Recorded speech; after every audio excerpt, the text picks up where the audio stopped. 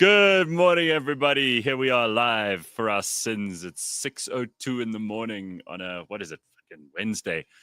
It is almost the end of January, which is good because fuck, this month feels like it's 79 days. Yes, really. I mean, honestly. So I've got Warras here, which is always a fantastic pleasure and a great way to start my day. And just in case you don't know, he's got his own show as well.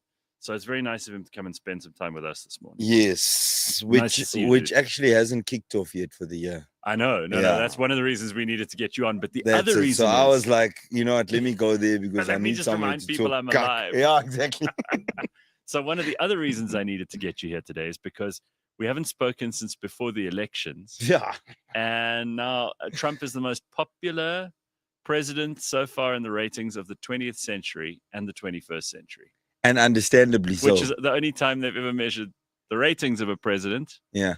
Approval ratings, that is. And he's more popular in his first week of being president the second time round than he was at any stage as president the first time. In his first term.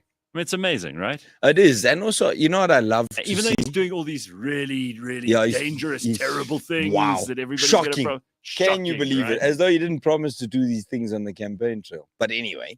What I love seeing is that, like, even the people who used to hate him are like kind of forced to love him, because it's at the point now where any of the media or journalists who say something negative about Trump literally get looked at like, you can't be serious. What era are you living in? Exactly. Yeah. You know, I was watching this exchange with the journalist, and have you seen his new press secretary? Oh, she's fantastic. She's great. I watched a little bit last night. Like, I thought he'd struggle to get someone as good as Kaylee McKinnon, who was the last one. I actually thought Kaylee would make a return. I thought she'd come back. But I think she's doing a lot of cool things in entertainment. She's got her own show. Yeah, she's got her own show on Fox News. And it's like I think being a White House press secretary is a horrible job.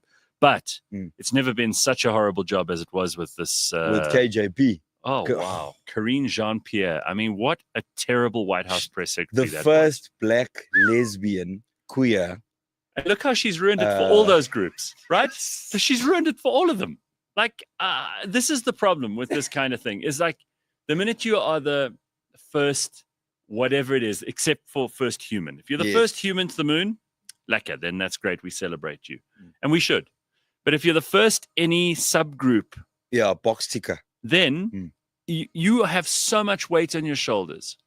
And I think it's hugely unfair, because what people will say afterwards, whether they are prejudiced or not, they're going to say, yeah, she was the first, but she wasn't very good. Exactly. And then what that does is the next time that anyone black or female or lesbian comes in to do that job, they're going to have so much more pressure on them, because now they've got to prove that it's not a pattern. Right? 100%. And it's also like your credibility is just completely shot. This is where ugly fucking stereotypes do come from. And the people who don't like the stereotypes are the ones who create this cuck. Right? KJP, if you notice, right till the end, sort of played that card that, you know what, as the first, what a fantastic time I had under the Biden administration. And look at the work that we achieved. Yep. So it's like almost till the death. You are in denial of the fact that you were an absolute disaster. No, that was her also thing. Like, and it's not completely her fault. You know, she was the press secretary of the Biden administration. I mean, can you imagine?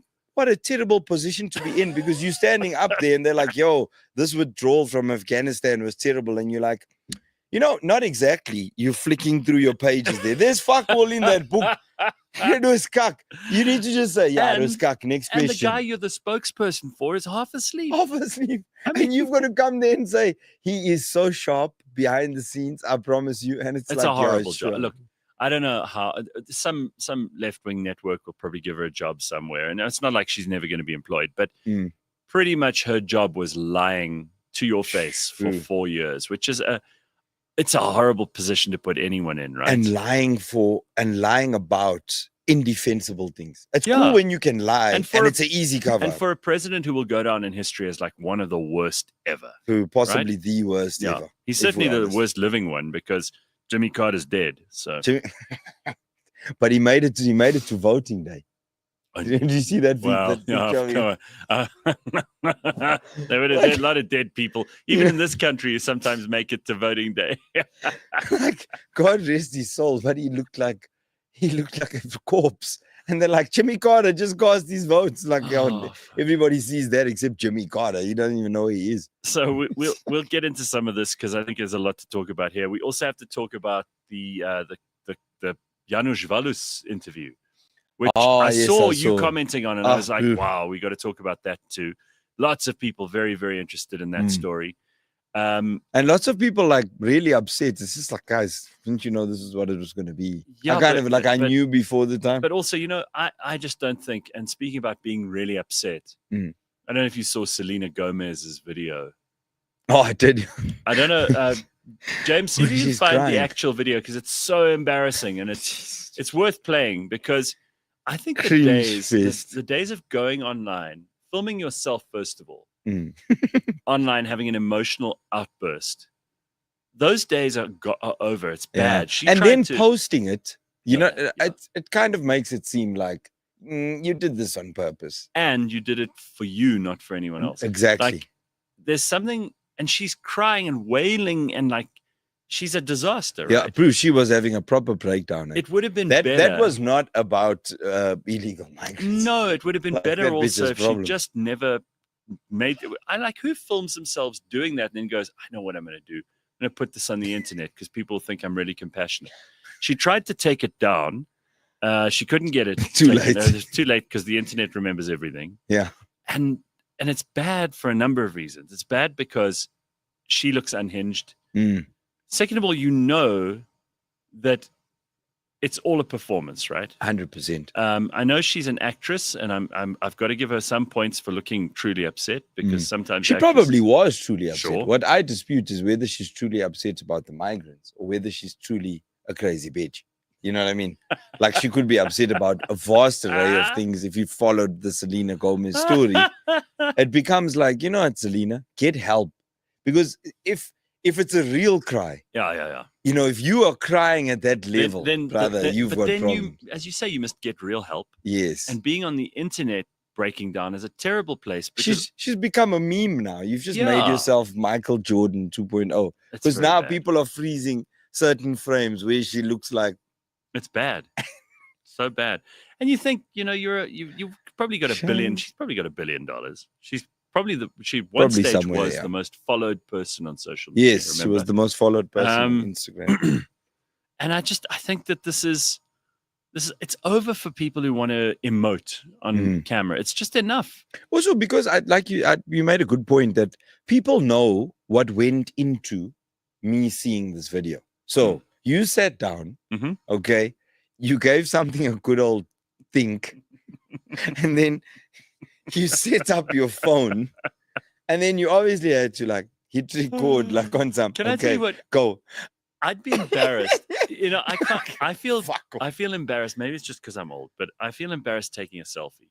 Okay. Obviously, at a concert or something, different story. And I want to hear from you how the concert was over the weekend because you were there as well. Oh, Green Day. Yeah. Power. Yeah. I'll take. You feel here we go. Here we go. Look, here she is. Yeah. Watch the hand. I'm so sorry. Look at this. So many people are getting attacked. The children. The children. Los niños. I don't understand. People have frozen them. I'm so sorry. I wish I could do something, but I can't. I don't know what to do. Also note the amount of Botox in my face. Nothing's moving. It's just, you know what I mean? Is there any tears there? I didn't actually see a tear. I didn't recognize her at first. Well, she has no makeup on. She looks terrible. She's pulling cry face. It's bad. Yeah, shame. Listen. Look, her nails would look nice though. I mean, manicure's in, bro. Love it. Love a good the only thing that could make that worse is if she was a man crying. No one ever wants to see a man crying, right? So it's slightly less embarrassing if you're a woman crying, but that's still so terrible. Yeah. But also, I mean, if you listen to what she's saying, right? She's like, I'm so sorry for all the families, and I wish there was something I could do. Now, my question is, when you set up your camera, have the good old cry, record that whole thing. The stuff that you're saying, what do you expect people to respond to that and say? So what do you comment there? Yeah. What am I supposed to say? Yeah. Hey, don't worry about it. Fucking stay strong. We're praying for you. Like what are the comments that she would typically expect to get on a video where she says, I wish I could do something about it? Well, here's like, shut the fuck up. You know you can't do anything. Tom Homan is here, bitch, and he's kicking people out. There's nothing you can do to stop it. ICE is in the building. One of my friends said to me yesterday on WhatsApp, Tom Homan looks like one of those English soldiers from the 14 and 1500s used to carry a mace and wear armor on a night. Like in London, like in the city of London. No. And a whistle. I'm going to go to a KO, chop your fucking head off. That kind of thing. Yes. Like he looks like a knight who would have ridden on horseback and like swung at a Frenchman and like and taken chopped his head heads off and shit. Yeah. That's what he looks like, Yes. right? And that's the kind of look you want in a border guy. That is the kind of look you want. To me, he strikes me like he's got like that, like I grew up in Vryheid. And he's got a look of some of those worms. Yeah, those worms. Okay, after school, we weren't allowed to be seen in town because obviously it's a small town. So from the school to the town is like 2 blocks. Because your kids, or because you weren't white? No. Because you weren't allowed to be seen in town in school uniform that was not presentable.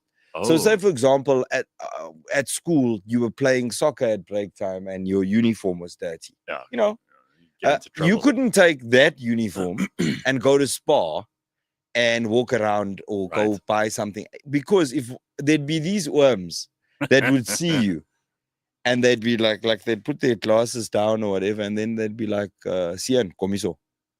And then you come there and then they'll be like, no, hier is nie netjies nie, hoor. What is your name? And then you'd be like, oh, jammer oom, jammer meneer. That's like Tom Homan. Bro, you'd get to school the next day and Mr. Noemi, the principal, would have been informed by the worm. That worm, Sarl, called the school and said, listen, I saw Gareth and he was so untidy, his shirt was tucked out. That like your squirrel slap. Yes, he just has that disciplined face where this man is a stranger. But you as a child, you feel like, I'm going to give this guy my name. I could have lied. I could have said, my name is Gareth Cliff. Yeah, of course. You know, and the next day, Gareth would get into cut. But you dared not lie because there's just this face that you kind of like respect. Like, he's not going to take shit. And the way he answers, bro, he's so monotonous. He doesn't raise his voice. He doesn't start getting emotional and crying. No.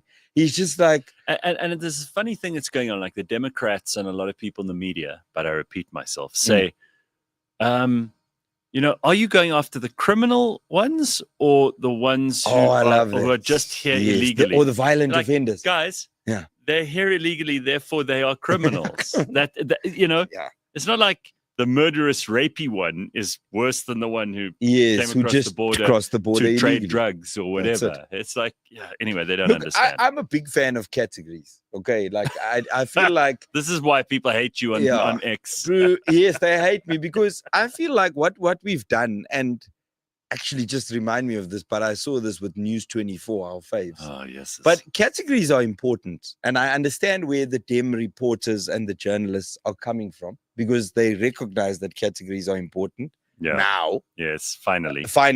Because, you know, in previous years, they've kind of just treated, you know, they've painted everybody with the same brush. Yeah. Now what they're doing is they are trying to categorize illegal immigrants. Okay?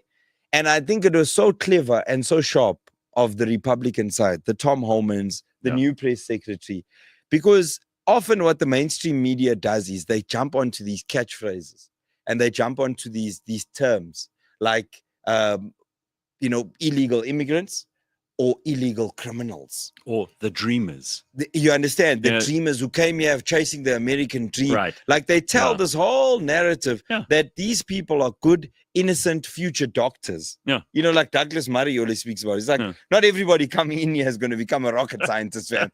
These people are not rocket scientists. They're working at their uncle's shop and it's a fuck up. So they've done well to dispel any of that nonsense. I think you're referring to the exchange where, like, his exact question was, Trump has said that they're going to go after the violent offenders first. Right. Are we just going to skip those now and go straight for the, the undocumented? And she's like, yo. We're still going to get the ones who are there illegally. Yes. That's his plan. Oh, you can't leave the others behind and be like, I'll come back for you guys. And then you leave Sandton to go and fetch others in the south. Yeah. You take everything that's in Sandton and load them in the bus. Sorry, guys. Like, this isn't hard. All right. So going back to Selena, though, the other thing that she says there that's quite interesting is she's like, I want to apologize to my people. I'm like, but hang on, honey. You're American. Yeah. So what are you talking about your people? This always confuses the hell out of me. Like, you've done pretty well out of America, Selena. What people are you referring to? Who are your people? It's like, what else does America have to do for you before you'll consider it your people? Yeah. I mean, you were born before there. you'll consider it your home. She was born there. She was born and raised there. She was born there. She was raised there. She's got I think she's an Italian parent and a Mexican parent or something like that. She's got some Mexican lineage and a Mexican surname. But for some reason in her head, she's still associating herself with being, in this case, Mexican. I mean, if it was Italian immigrants, maybe she would say, I'm associating myself with them. Who knows? But there's something wrong in her head. It's the same. It's the Elizabeth Warren thinking, where she's associating herself with Native Americans because there's a drop of Native American. Squaw. Yeah, Elizabeth Warren. I've never identified with you guys, ever. But now I'm going to decide to because I can score points for it. Listen, what I would say to Selena is, I know what you're thinking. I used to do that when I was colored. But when you work don't at do it, Drew. When you work at it. You can't come up on some, yo, my people. Don't do that. Well, the funny Be thing an individual. Is those Mexicans look at her and they go, well, I got nothing in common with you. Of course. They did it one of us is probably cleaning your house. That's what they say. There's a popular boxer, right, named Ryan Garcia. Yeah. And he sort of tried it at some point and then he reversed himself because what he was doing was he was training under Canelo's camp. It was a while ago, but if I remember correctly. And he was like, yeah, man, Mexican boxers are the, who we are, it's that Mexican blood, whatever. And the Mexicans came out and said, man, sorry, son, but you are not born in, Canelo is from Mexico type of thing. And you are American. Stop fucking saying Mexican. You can hate us, but you ain't us. Yes. And don't claim it when you don't, you kind of need to be born there and raised there. Yeah, but I see a lot of that happening even here. I mean, like you have, whenever a politician in this country wants to turn it on, then they're like, my people. They could be as broad as like black or white, right? Yes. They could be as broad as like Zulu, Xhosa. You see that this shit being pulled usually, out. it's race, tribalism. Or sometimes they pull the like, I'm Kwanazi from here. These are my people. In order to get votes. Yeah, exactly. So you know how it goes. I mean, like we should just really most of the time ignore those people. I mean, on Monday we had a guy called Alex here who's German, South Africa. He was born in South Africa, but he's of German descent. He doesn't go and hang around with the Germans every weekend and only do German shit. He's South African. And the week before that, we had a guy called Nico Tomaides. He's a Greek South African. He does a lot of Greek shit, but he's South African.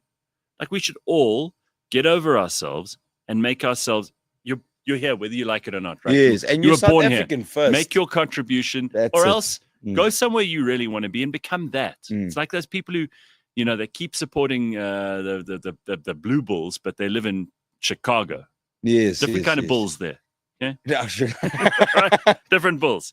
So, all right, we've got to talk about this Janusz Valus thing because that's how we brought up Selena Gomez. So this is probably one of the biggest interviews, and I've got to give Annika Larson credit. I don't know who's helping her put that show together, whether anyone is, whether she's producing it herself, who knows? But that woman is getting like some of the best interviews.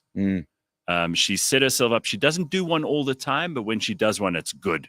It counts. And this week they released the recordings. I don't know whether she went to Poland to sit with Janusz Valus. She went to Poland. I haven't watched the whole thing either, so I'm not really in a position to be able to comment on it comprehensively. But it's caused endless amounts of shit because seemingly this guy, who, remember, Janusz Valus is the Polish guy who worked with what was his name? Clive Darby Lewis. And nobody really knows who else, but Gay Darby Lewis, his wife, was involved too. And Janusz Valus is the guy who pulled the trigger on Chris Hani. Now, he says, interestingly, and I read a book about this that Justice Malala had written just a short while ago, because it's, 25 years? 1992. It was 92 when this happened. So that's about 25, 20-something years. No, how isn't it? That's like It's a 30 long years, time ago, dude. but it was around this time of year, if I remember too. Either way, I mean, you can correct my maths anytime you like. I'm always happy to hear it. James, how much is that? Yeah, Jeez, how like, much? Do a quick calculation for us. I think it's 33 years. My maths is absolutely up to shit. Terrible. Yeah, So 2012, if we minus 2022. 2012, minus 1992 from 2025. 33 years. 33. Thank you. Yes, I'm glad I'm not the guy who works out the change. At We the were till. skating in. Lucky you don't sit Big in shit. front in a taxi. All You'd right. be thrown out. So anyway, this book that Justice wrote last year and released, and I interviewed him about it. It was a big moment in South Africa because Chris Hani was kind of the up-and-coming revolutionary within the movement. Nelson Mandela was the old statesman, and he was the guy who kind of held it all together during that shit because people were ready to go head to head. Things were tense. It was the closest I think South Africa came to any kind of out-and-out civil war, or certainly any sort of meaningful, mass violent occasion after 1994 or before. And there was a lot of tension. Everything was up in the air. And he says he drove past. He was doing like a recce. Drove past Chris Hani's house. Janusz. And he saw him there and he thought, I'm going to go for it. Fuck off. Unemotional, right? The guy's like, unemotionally, he says, she asks him, where did you shoot him? He's like, once in the head, and then in the stomach, and then in the head again. I mean, it's like cold as ice, this guy. And you could see there's no, despite being in prison for much of those 32 years, this guy has no remorse. Like which to some people is unconscionable, right? And I understand that because you'd expect someone to have a little bit of remorse after 30 odd years in prison. And also kind of, seeing Like what even consequences your actions Eugene had. de Kock. And, we've often had Candace Mama on the show and her father was killed by Eugene de Kock. And he asked to meet the family. He said sorry to them. There were tears. He said he's never going to be forgiven. He doesn't expect forgiveness from them. Candace forgave him, even though, as a young girl, it changed her whole life. And not for the Losing better. her dad, exactly. Yeah, so you kind of, when you're faced with someone who just doesn't give a shit, they're just those cold, horrible shit people.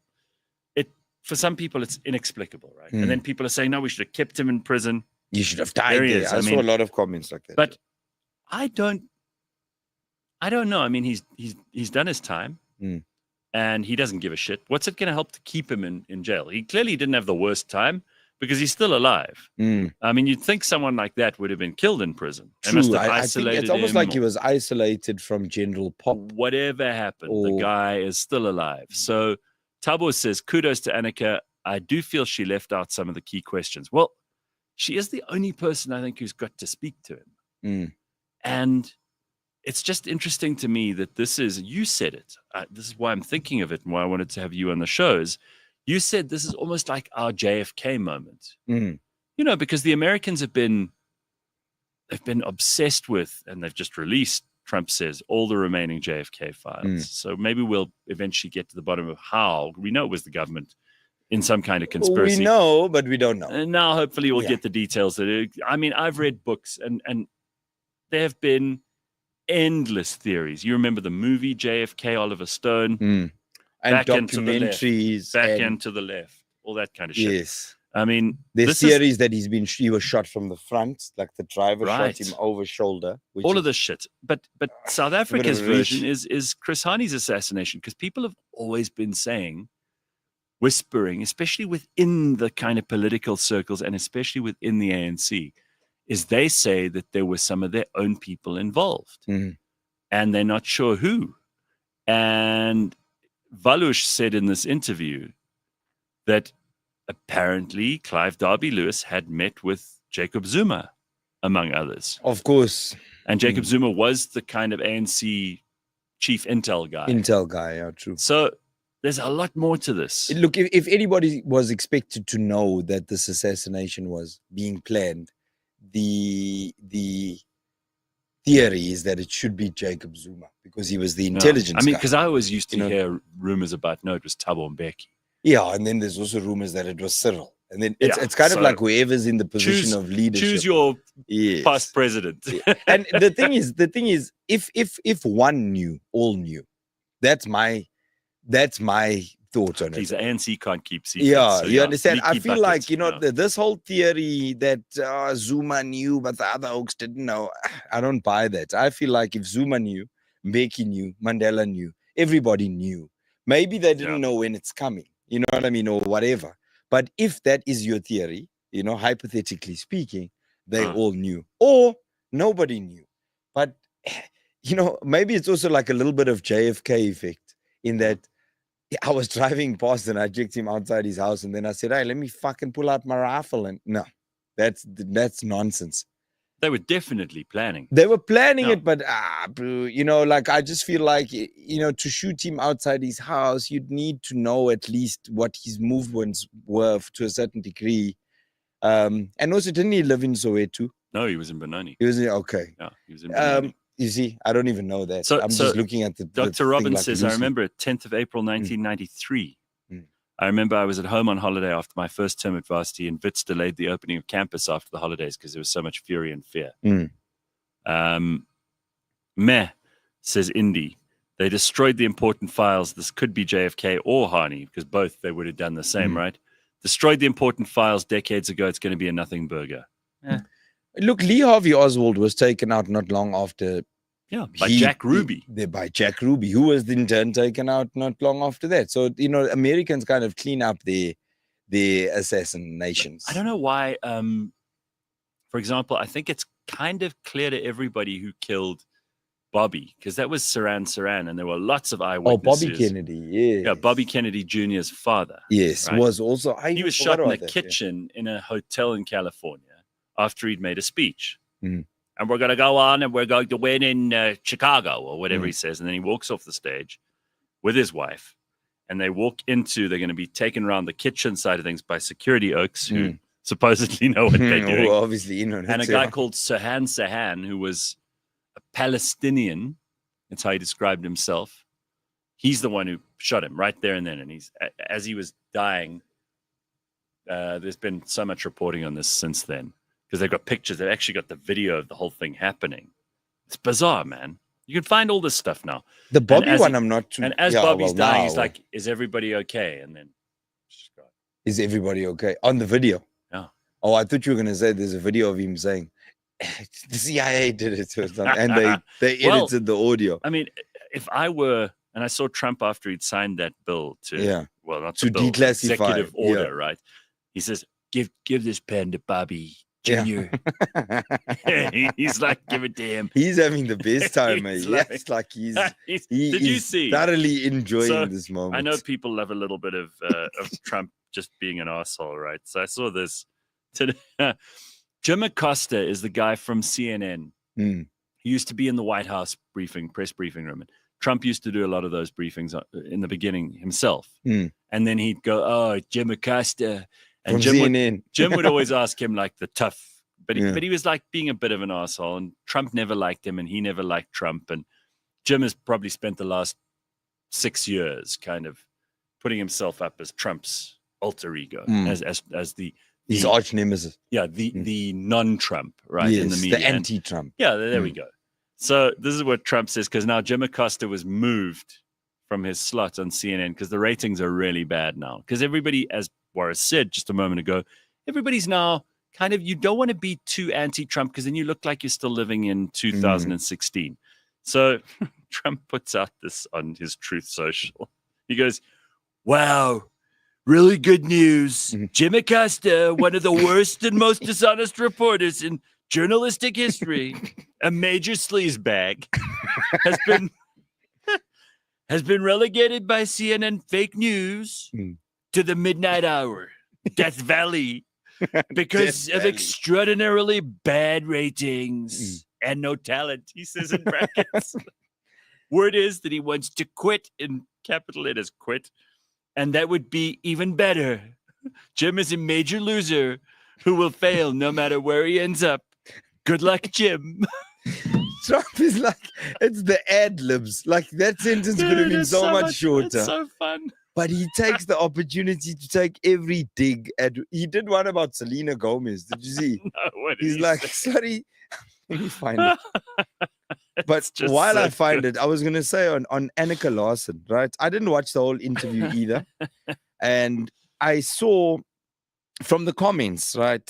My thing is, I just feel like there was many moments that Annika could have pressed Janusz Yeah. a bit more. Yeah. And it almost seemed,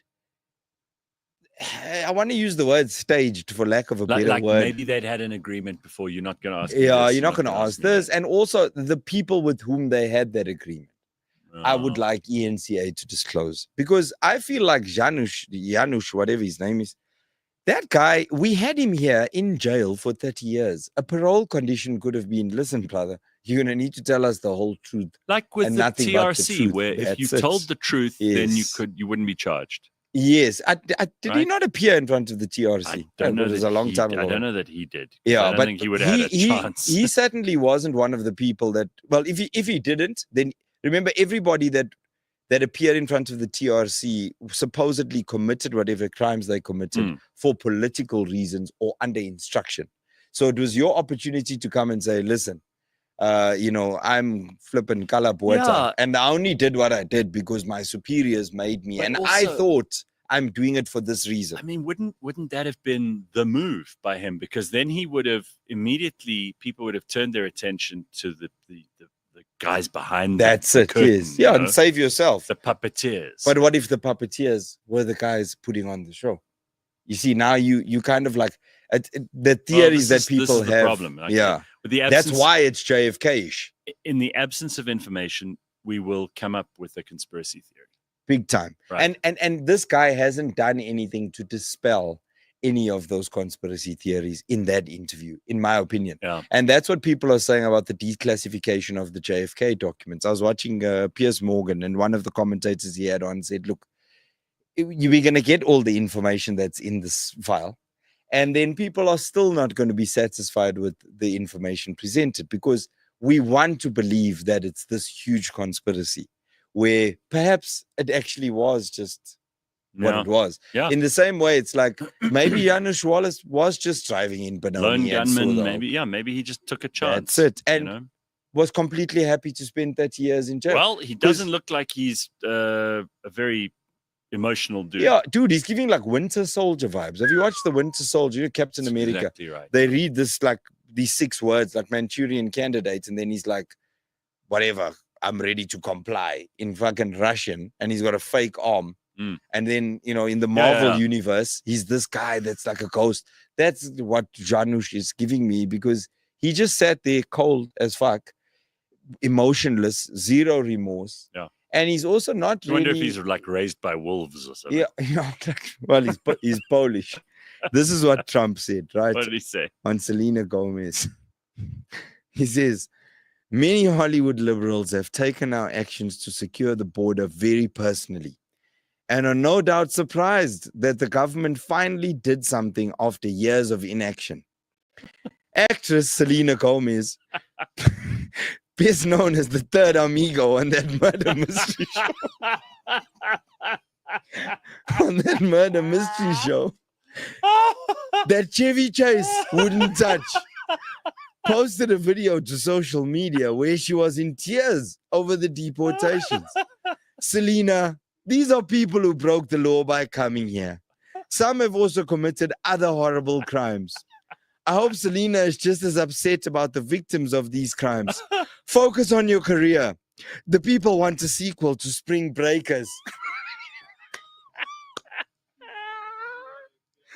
He's like, This is someone's dad. oh, he's Like, so what is entertaining. this? Fuck, man. He is so entertaining. People have been saying for the longest time, oh, I wish politicians were more real. Oh, I wish politicians would talk just like us. Now they're getting it thick and fast. And, Yeah, and they're from not sure whether the they champ. like it. He's the ultimate troll, He's the best. because he doesn't just like take a jab at you. He's such a bully. And he's so petty Did you that see 5 that? years later, he's still got a remembered grudge. something. And did you notice the trolling he did with the Colombian With the Colombian president. And he puts up a picture of himself dressed like a mobster with a like fedora on, and it says Oh, FAFO. yeah, Fuck Fafo. around and find out. dude. And he's like, that's the president. That's not some comedian Yeah. on Saturday Night Live. It's the president of the United States. But It's when you think about Trump, the character, he's been in entertainment for so many years, so he knows Oh, how to man. like capture the people, and he knows how to be a comedian. Did you see his exchange with the mayor of LA? oh my God. Then she's like, we promise people are going to get back in their homes, whatever. And he's sitting there, but you can tell, I don't know if Melania was pinching him under the table. He wanted to go like full scorched earth on this auntie. And then he's like, and the reporter is pushing back on the mayor and is like, okay, but how long? And she's like, we're looking at a week. And he's like, I don't know, a week is a long time. It's a very long time. And he says something like, you got a lot of emergency powers. You got I got emergency. I've already used my emergency powers. You got to use your emergency powers. They're very powerful powers. I mean, look at this guy. Look at this guy right here.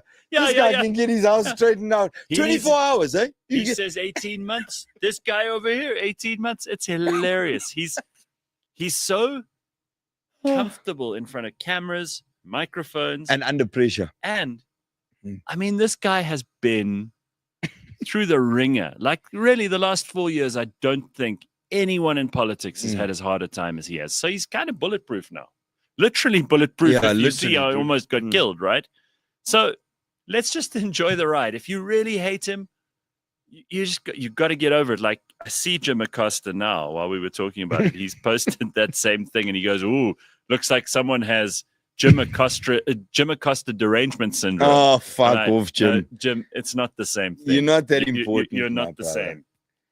He's not the same. No, and we'll never hear from him again. Interestingly, you know what I said last year, right? And this is to actually to tie the two.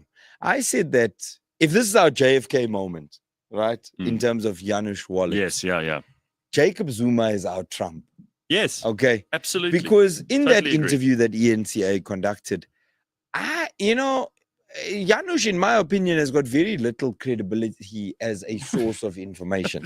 Damn right. Especially because it's like he only agreed to conduct this interview when he was on Polish soil. And, I was looking at all these things. And then it's also like, okay, here's the interview and the stuff that we really want to know. Like, to be honest with you, I really wasn't expecting. Like, I didn't want to hear that Zuma had a meeting with Clive Derby-Lewis, but I don't have the details of that meeting. No, that doesn't help us. That's like you dangling a fish in front of us. Yes, and it's also like if we consider who Clive Derby-Lewis was at the time and who Zuma was at the time. Hey, what's happening there? Yes, I can come with the theory. The pictures of Chris Harney of the scene. Yeah. Okay. And I've referenced this before on Twitter, and like it was always such a powerful image for me. Is Tokyo Sexwale is covering his body. Yes. Right? Wearing a running mount tracksuit. Okay? No t-shirt underneath. You can tell this dog just got out of bed, put that shit on, and he came over. And he's wearing formal shoes with no socks with this tracksuit. This man is disheveled. His hair is not brushed. He's just like a mess. And he gets there and he's covering the body. And there's like this expression on his face where if everybody knew that this was going to happen, shock. nobody told Tokyo. No, that was for real. Yes, that was so for real. And then when you think of, who Tokyo Sexwale became, and you contrast it with, this was this guy, and now he is Mr. Three-Piece, 20,000 rand suit man. He really cleaned up well, and he went on to become a billionaire. Yeah. And Premier of Gauteng for a while. There we go. And all of the companies that he was involved in, and he certainly found favor. But on the day covering the body, he knew he wasn't in on anything. He definitely wasn't in on it, No, for sure. So again, it's like, that sort of like caused a lot of doubt. But then for the interview to happen and then for our Zuma is our Trump, in my opinion. They come at that totally. guy, you know. Yeah. Whatever he did and whatever corruption he conducted, yeah, cool, whatever. And it's My also, whole thing is always stop referring to the 9 wasted years. We are fucking in the LA fires right now. well, that's exactly the And point. no one is and talking people, about it. Someone said to me the other day, well, what if the GNU collapses and then Zuma becomes I'm like, we've been there before. It was better than now because It was, dude. it At was, least, right? like the devil you know. We kind knew of he thing. would steal some. Yeah. Okay, but then which politicians don't? But at least it wasn't Cyril because the everything's gone to shit since Bad, then. bro. I'll take what 2009, 10 in a heartbeat over what we've got And now, Cyril is economically and everything else. Cyril is like the Winter Soldier. Oh, He's wow. also like it's like when he talks like he doesn't know what's going on. He's like the don't mayor of LA, I don't think he does. bro. I think he's too busy worrying about his own stuff He is. to worry about being president. Of And the that's country. how, like, you know, while Rome burned, Nero fiddled. The country's on Yeah. fire, and Yeah. Cyril is just like No, I agree. And I'm also comes sick- home and then he signs the land I'm expropriation sick of bill. you see, it was very convenient for all those shit people who are still in government to just put all their sins on top of Jacob Zuma and send him into the wilderness. Yes, like and a now scapegoat, right? he's now a point of reference. Every interview, everything. Correct. But And they can blame Zuma it on knew, him. and then it's They like, can oh, all fuck blame off, him. man. I've had enough. Yes, I'm with you. Just blame Zuma. I did see that Duduzile is going to court this week. Yes, for I tweeted her- about that. People attacked me and said we're dating. She's my girlfriend. I was like, oh, fuck off. Yeah, for the July unrest. And I was like, you know, fucking yawn fest. You know, sorry, but, you know, like, you know me, Gareth. Who the fuck cares? We don't care. The country is burning now. We have other priorities, more important stuff to deal with. Yeah. And I feel like at the time of July, and like I refuse to believe that because Tutuzile said so, people were going into Checkers and, Yeah. you know what I mean, eating cakes. I mean, they didn't listen to her No, at any dude. time. So why would they have listened to her then? It was So- a free, if you understand, you know, the madness of crowds. Mhm. Okay. If you read that book. Yep. Then you'll understand why the looting happened and continues to happen. You know, I follow a guy, his name's K9 Reaper. And I chat to him on DM. He's one of those, like, you know, like he's a man of action. He's an action oak, bro. He's out with the fucking guys recovering hijacked vehicles and Mhm. settling this unrest and that unrest, that spiking that was happening on the N2 or Yeah. whatever. What's that highway? N14. N14. They were there. He's that oak. And he always posts these videos of, you know, along Van Rienen's Pass, you know, between here and Durban, essentially. Trucks get stuck there on the uphills. And when trucks get stuck, those trucks get looted.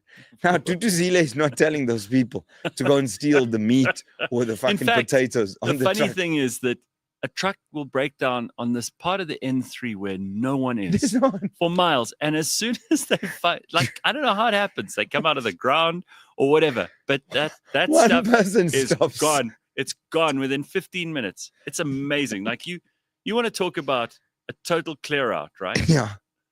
If we told those people, if we put them on a plane, told them that in the Pacific Palisades, under all the ash, there's some gold. There's something. They clear that fucking place Gold. up. You tell them there's beer.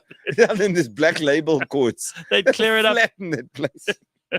And it's like, So, and it's look, I get it. You know, like my thing is, and this is, I always say to people, the people I feel worst for, when these top-down things happen, you know, like when decisions are made at the top, like halting US aid. Yeah. It's honestly the poor people at the bottom. course You know, it is. I they're the ones who suffer. yeah, bro, like big Yeah. time. And when you actually see it, you know, like you don't just read about it on Twitter, when you see those people, Yeah. like when I read the USAID headline about, you know, Trump is now halting all US aid, and News 24 then took the stance that, oh, look at Trump. He doesn't want people to get their ARVs. Yeah. Millions depend on it now. They're going to die. By the way, I got it wrong. I got community noted because I thought it was 100% of all our ARVs are provided by no, PEPFAR. I think it's like 30 Turns out or it's like something. 25% Whatever. or whatever. But the point is, we're still reliant. Don't bite the hand that feeds you. Otherwise, 25% of the people who are currently reliant on that are not going to be around for very long. Yes, So, fair enough. But,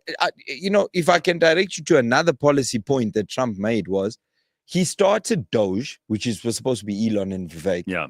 And the idea behind Doge was it was across the board. America needs to start looking at where it spends its money. Where it's wasting money. Thank you. Now, wouldn't And it be if nice we if we look did at that, Wouldn't it be, you know how much money we would have for ARVs if we just found a way to stop the stealing and the wastage? thank you. Now, Then why are wouldn't we need pretending America. as News 24 that all of that funding that comes here literally goes to ARVs Ugh, and please. TB medication? please. Fuck off. It's all these we know that it NGOs. gets thank you. We know that there are these crooked NGOs who are trying to influence all kinds of things, including politics in this country. It's enough. And they know very well, okay, that a lot of the money is stolen. So guess what the NGOs are doing? They're coming out and they are defending this nonsense. No, but they're also saying to their friends in the media, you've got to help us because we need this money. Yes. I retweeted a thread which basically said, obviously now I can't find Listen, it. we got to because I'm talk looking for- travel in a minute. Yeah. I want to yeah. throw this in because you've brought up a couple of things quickly. Yeah. Carl DeSantis says Cyril has no spine. It also seems like his brain has fallen out of his head. Worst president we've ever had. She's like, Carl. He's very soft and gentle. Yeah. And listen, Oh, let me Carl. make it clear. I like Cyril as a person. He's a fucking awesome timer, bro. Oh yeah, when He's you such meet a him, warm and lovely, friendly yeah. guy. Yes. like just Jacob when- Zuma is. 100%. Right. So don't tell me. But- yes, you can have your But views, this is but the like, problem. Like people who vote because they like somebody yeah, shouldn't be that's- allowed to vote. Yeah. But I didn't vote. Honestly, I didn't vote for them. no. But I like them no, as no, people. I agree. I know They're that. like oaks. But yeah. when I think of someone I want to make difficult decisions, I don't think of who I'd like to be having a beer with. Yeah, or going for Know a what I walk mean? with on a Sunday morning. No. It's not that's not what you're doing. yeah. Anyway, Please still greet me, Cyril, if you see me. well, Yeah, he's yeah. now Mr. Now he's President. going to give you He's the gonna cold, ignore cold me. The shoulder. yeah. bodyguards on. So, all right, listen, we do something called the window seat. We've been doing this for a while now with travel.co.za. It gives us a chance to check in on some useful and interesting and awesome information that will help you to plan your travel better. And also, if you run a company, and this is what we're going to do today, you run a company and you guys have to send a lot of people on trips, business trips, conferences. Maybe you're organizing incentives for the people who work for you. And this is a big deal in many big South African corporations. You need to do it right because obviously there are ways to do it that are easy and there are ways to do it that are hard. And just 2 weeks ago, we were talking about how if your holiday gets canceled, a flight gets missed or something, it is a nightmare unless you've done it right. It's an absolute nightmare to try and figure that out. You will lose deposits on this. They'll cancel your bookings. You don't know who to call. Especially in peak season. There Oh, might not man, be it's anything a else available. mess. But today, we've got David Cronier, who's the sales manager for Travel IT Global. Now, you remember, Travel IT is like the backbone through which all of this stuff happens. They've set up a system. It happened during COVID that the clever people over at TourVest put together Travel IT so that they could seamlessly manage all of this stuff, especially if you're doing group bookings, if you're doing it with corporate travel. So I thought it would be a good idea to catch up with David and just to remind everybody, including those people who run their own businesses and who are in charge of this kind of stuff inside of companies, to help people understand how easy it could be. Because if you do it with them, you'll do it right. So David, are you there? How's it? Morning. Morning. Yeah, Nice to see you. Yeah, thanks for making time for us this morning. It's always good to chat to you. And I think I explained pretty decently there how, if you do it right, this can be an absolute pleasure. You can keep track of expenses, all kinds of other things that we'll get into in a minute. But if you do it wrong, it's a nightmare for anybody to try and manage this stuff. Am I right? Absolutely. Yeah, look, I mean, the old adage of time is money. Well, actually, time is actually emotion. With travel, it's an emotional thing. You just mentioned when something goes wrong, who do you call? What do you do? If you don't have that kind of backup or support structure in place, then it's a runaround. And as your guest just mentioned now, peak season, something goes wrong. Everything's fine until something goes wrong. What do you do? Okay, well, the support structure's in place there from a travel perspective there. You have, whether it be corporate or leisure. We try to simplify that whole kind of experience and make that, again, less emotional because you're on holiday at the moment or you're on a business trip. You don't exactly want to be stressed out for your entire trip. So we're kind of trying to make that process a little bit seamless, a little bit better for us. And the app, as you say, is something that's is crucial hand in hand for us. And I think that's probably where the focus is where we're going to be moving towards from a travel booking perspective. Okay, so there's a little bit of sound issue going on here. I don't know if it's your mic or if it's feedback coming through there or whatever, but we can hear you. It's just, it sounds a little bit scratchy. like it's almost too loud. Yeah, maybe just adjust your mic, David. Yes. Yeah, just turn it down a little and then it shouldn't be distorting so much.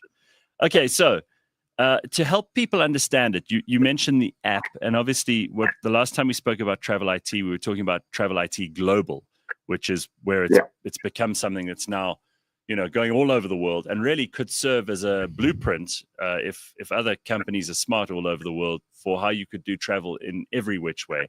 But what kinds of benefits do people get? I mean, tell me about these real-time notifications that, for example, you can get. The place where you don't have to carry your ticket around on paper anymore. These are things that people don't understand. If you have vouchers and documentation for your trip, you don't want to be carrying around a big folder. Like you see these people who travel for the first time and they've got a big folder with 200 pages in it. They're trying to find everybody's the right IDs. And then they get to the counter and they're like, let me just have a look here. And they pull out like 15 papers and everyone's waiting behind them going, come on. You don't have to worry about that stuff with Travel IT Global, right? No, and that's the point of it. And it all comes back to that time reference that I did a little bit earlier, time scale thing, little bits of microtransactions of time that you can save. And that one full of paper carbon slips from an expense point of view, that folder that we all used to carry around with your itinerary, with your 3 copies of your passport, everything like that is all sitting there. Look, it's always good to have a backup, but that's not your primary source of information. And with the app itself, we want to try and, again, relay that information process flow. Right, here's my boarding pass, here's my real-time notification update from a gate change perhaps. I've got my direct integration with the likes of the South African or some other airlines where I can check my passports, details of my boarding pass, etc. And yeah, just making that process kind of from start to finish a breeze. And that's the point of it. And also, the same people who have these big piles of papers when they go to the airport, they're also the people who tend to lose their passports, or they tend. And again, this is what your system does. It gives you a chance to fix the disaster that could occur because you have all this documentation and it's all electronically stored and it's on an app. It makes perfect sense, right? Yeah. Would you mind if I just shared my screen on? I'm obviously tapped into 2 different devices. No, let's try. Let's try. Let's see what we got here. Sharing screens. I suddenly feel like I'm in a Zoom meeting. Go for it, David. Let's see. Unfortunately, I'm all the way down in Cape Town, so if I could be in your studio, it would be a lot better. No, but listen, your sound has just improved, so I don't know what you did, but everything sounds much better now. I think your mic was touching something. Yeah. Nice. That sounds better now. Let's see if we can share screen here, and then you can take us through this. This is quite cool. I do apologize. Give me a second. I'll just log in here quickly. Okay. Obviously, the things with leisure apps have been around for quite some time. And I think from perspective of a corporate app, this is where we're cutting edge and at the forefront. Tell me quickly, while you're getting that ready, is this a solution for individual travelers or for people who are making sort of group bookings for them and their friends, or is it only for corporate travel? Is it only something that can be used by a huge group of people that needs to be managed by someone? What would you say to people who want to use it as individuals? No, absolutely. So there's 2 aspects of it. Obviously, from a SMEs that spend 10,000 rand a month on travel, up into multinationals, you'll go 50 million a month. It doesn't make a difference for us. The point is how you utilize the system, and obviously we're trying to reduce what we call app fatigue. The multiple emails to get your approvals, or your expense app to do your expenses. Booking platform on another platform. We try to bring that all into kind of one area. And the app itself is no longer just, the App Store started in 2008, and it was the apps that were on the App Store were very singular in kind of functionality. What we're trying to do is make this a massively multi-purpose function app, from a bookability, from a profile management, from the ability to do expense claims. You just mentioned MICE and events, etc. So currently what we are releasing to the market fairly soon is the ability to manage and book groups and incentives via the app itself. Right. So you can see it all the events tab over here. So customized events that no longer require the specialists, the dark arts of travel from many years ago, or something where if you didn't know what you're doing, you trusted them. It's like the doctor in the white coat. They tell you something, all right, that's true, that's real, that's fine. But we try to demystify the whole travel experience, be it from the mice, be it from expenses, be it from corporate. COVID, I'll bring it back to COVID again, the dark times of COVID. And it was a terrible time for travel. There was nothing happening. Yeah. So what did we do? We released our developers. They were sitting in our basement. We said, no, come on, guys, come to the lights. What other products can we do? This. And we spawned about 4 or 5 different businesses from COVID itself. And they had time to really focus on areas that were kind of in the peripheral. And again, if you have time, travel was going nowhere. Well, what can we do? What are these other products that we have that we can make them really, really, really good? I think that's where the kind of avenues have opened up. And was that did you just flash that screen at us now? Because that's how it looks, right? So was that you guys? Okay. Correct. So David, just quickly, because we're almost out of time here, but I want to find out from you. Sure. This is a useful thing that people also will get the benefit of if they use you guys rather than try to do this in some old-fashioned way or try to do it all themselves. Obviously, if you're doing corporate travel, you have per diems, you have a certain amount of expenses that the company has to take care of, and accounting for that can also be an absolute nightmare, right? So what this allows you to do is to take like a picture of your receipt wherever you are, and you put it up on the app, and then you don't have to worry about it again. You don't have to go back to the office when you get home, and you've got a stack of papers like this, and someone wants to know, how long were you there, and who was at the restaurant with you, or whatever else. You have all the information. It's all right there, and it's easy for the accounting people to then go through and be able to pay you back whatever you're owed. Company goes and puts into the books what they're owed. All that kind of thing is sorted out, right? And there's also the kind of, you must understand the variables in the background that you have to abide by, which is company policy, all the kind of governance structure that you have in place. All of that is built into the background. The traveler doesn't need to know about that. All they need to know is what their policy gradient allows. Fantastic, I can do this. And then we're running, again, AI is a bit of a lovely buzzword these days, but we've been running what I like to term a bit of dumb AI in the background for running things like optical character recognition, auto-assigning of GL structures, etc. All the kind of good stuff in the background that the traveler doesn't need to know about. All they need to do is the ability to capture a receipt on the go, take a photo, upload it to obviously our cloud environments, and auto-assigns things like the GL structure in the background, and then sends it off for approval, whatever your corporate approval structure is in place. So that seamless stroke of taking that, again, the journey of travel from booking to creating the expense on the fly. You could be in country, London, Barcelona, wherever you want to go. Take a photo of your lunch and have your director or manager approve it before you even finish your cappuccino. Amazing. Now, you see, this is the kind of stuff that AI should be doing. And frankly, that you guys have worked out when it comes to travel. The last thing you want to worry about is any of the stuff we've spoken about now. You want to enjoy the trip. That's the whole point of going. So thank you, David. I really appreciate your time. I'm sorry we started off with a couple of sound issues, but it all seems to have been sorted. And I hope we'll see you again soon on the show. But there it is, the Travel IT Global Sales Manager. And you can check out the website, travel.co.za. You can find out what kind of dream holiday you'd like to go on. But you can also find out more about Travel IT. If you've got any questions, you can just send them an email. They'll answer any of them. Whether you are a business owner, whether you're someone who works for a company and maybe you're the one who is responsible for all this travel and you've got the headaches, well, we found a way to make it easier for you. So go and check it out, travel.co.za. That's us for the first hour. We'll be back. When I say us, me and Warras and James and Flex, who are I don't know hiding in the back there. Yeah, who knows what they're doing. James, put your pants back on. Really, Jesus, James? what is that any way to behave? Honestly. What the hell? We've also got Gilli Apter joining us just now, and she's on the line from London. Gilli's one of the best comedians to come out of South Africa, and she has been all over the world in the last while. She hasn't stopped. She is happy to talk about anything, which is why we love having her on the show. You know her as well. I do. We Oh. must ask her about the Green Day Oh. concert.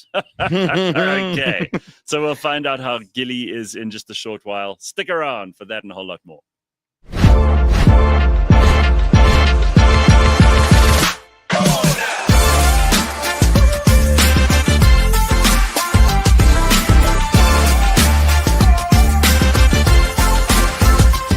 I don't have any issues with people sleeping around. If you're wanting a strong relationship, it can't be started on the basis of we meet today, tomorrow we're sleeping together. It used to be you'd go out somewhere social, you'd meet someone, you'd exchange numbers, and then you'd almost go on a series of dates before you even thought about sleeping together or taking things to the next step. This was in the age of models. That age is dead. Because now it's very fast. I can go on Tinder and I can find 2 things real quick because I'm cute. I can go out to the club and I can package 1 table there because they're drinking Savannah's. You check what I'm saying? Yeah. They're within my budget, you know? PH can go, he can operate because it's a champagne table. Yabo? It depends on the man.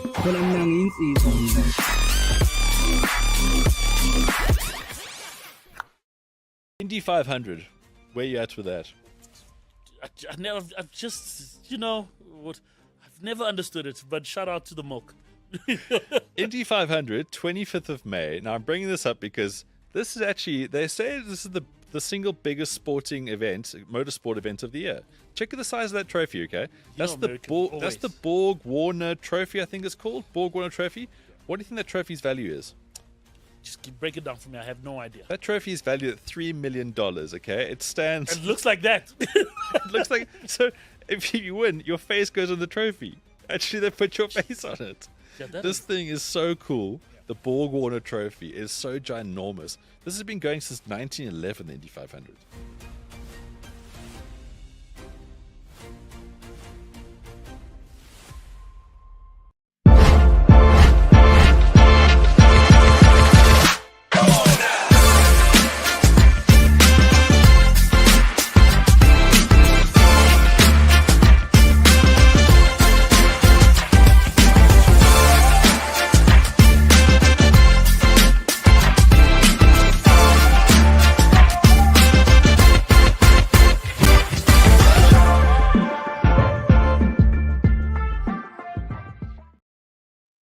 Oh, shame. Ah. Oh, wah. Wah. Selena Her Gomez. hand wah. looks enormous. How Hey, big is her listen. hand? Michelle I've been meaning Obama. to show you this. We've been talking so much for the first hour. This just Yeah. shows you, like, it's always a good show, and I've seen you and PH do this as well. It's always It's a always a vibe. good show when you don't realize how much time has gone by and how much ground you've covered. Yes. Fuck. Do you know, I was at Penwell. I went to visit my Oh yeah, mate. how's Penwell? Because He's good. I can't work out whether he's extremely happy or he's really in shit. Extremely depressed. No, he's extremely happy. He's happy as you see him there. Yeah. But so I go there. I've done an interview with him before, and he's like, if we can please avoid this. But the last time you were here, we spoke for 3.5 hours. It's the longest podcast I've ever uploaded, and I just gave it a go, and he's like, fuck, but it was too long. So I said, yeah, but bro, you in charge, like, Well, you talk to me, I'm going to talk to you. you, And then we start this interview, and it was like another 3 hours. but that's what's great about what we do now. I mean, you did radio just like I did. You could never do this stuff. TV's even worse. I was on a TV show last Monday. Mm. They asked me to come and talk about Trump or whatever. Mm. I went on. I drove all the way from my house to fucking Randburg. Mm. Then you have to sit and they do makeup and hair and fucking whatever. Yes, you have yes, to sign yes. a release form. I mean, it's now an hour's gone by Yes. and you're still waiting. Because you have and- to be there for call time. And then you go in and you're on camera for 10 minutes. Mm. Plus there's a commercial break. So it's actually probably about 6 or 7 minutes. It's not worth it. And I decided after that, and I mean, this is always my position. I'm not doing it anymore. Mm. If you want to hear what I think, we've got a whole 2 hours, 3 days a week. Yes, there we That's go. You great. can find That's out plenty. You know, there. Clip it. Yeah, Don't cut so it. you want to know? Send a question in like the comments section. You Yeah. could ask me anything you want here, right? Gareth was always punting the Shady podcast out of boredom. I listened. My first show with the tranny. Then I got hooked. So you see, super juju's like hooked because of the tranny. The tranny. That is a slur, and you can't use that word, sir. Oh, come on. I do not Are support you not allowed that to use the word comment. tranny? Is that not on? It's a slur. Is it? Yes. Oh, okay. Shout out to the trans community. All I'm right. your ally. Call me Sivan Gacy. Hey, have you heard that the Obamas are getting divorced? Yeah, I heard those rumors. But why did they throw, like, I feel like sometimes they just throw shit in there to confuse us. Where did Jennifer Aniston come into the Please, chat? man.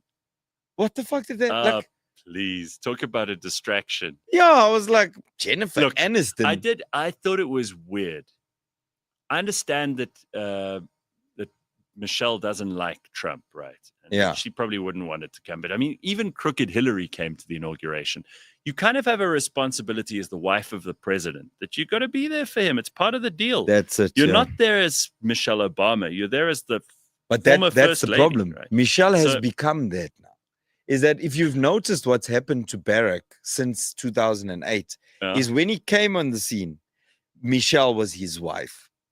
And then 2012, Michelle was kind of like his partner in crime. Yeah. But since 2016, She's like, she's in charge. And Look, you understand? She I mean, almost, a part of I me- a want to part of say me she kind of- sees herself as his equal, but I know how I that's going to think be a construed. big part of me respects the fact that she's just not interested in that shit anymore.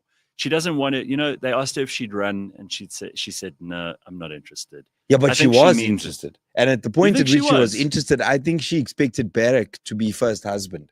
And he just was like, nah, Michelle, let's cut the whole Michelle, thing. I ain't going to do it. I never will. I'm not going to be second fiddle. We're done. The chef is dead. So you Like, so you stop. you think they'll get divorced? That would I be don't so know. bad. If they do, for- that would be bad. Brand He'd probably Obama, be right? like the first president in recent history to get divorced. I can't I think mean, of even Hillary and Bill kept it together, and we know what Bill Yes. did with all- dude. And Bill is the same story arc. Bill was in charge, Hillary was first lady. Yeah, and Then Hillary became sort of like equal to Bill. Then Hillary expected Bill to support her in becoming and he president. did. And he did, but he had to because he's got so many bitches in the cupboard.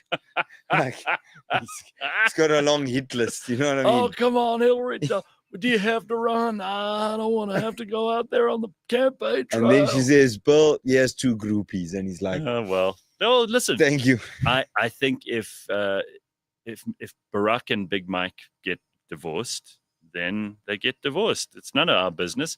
I said the same thing about Sia Khaleesi and Rachel. It's none of our business.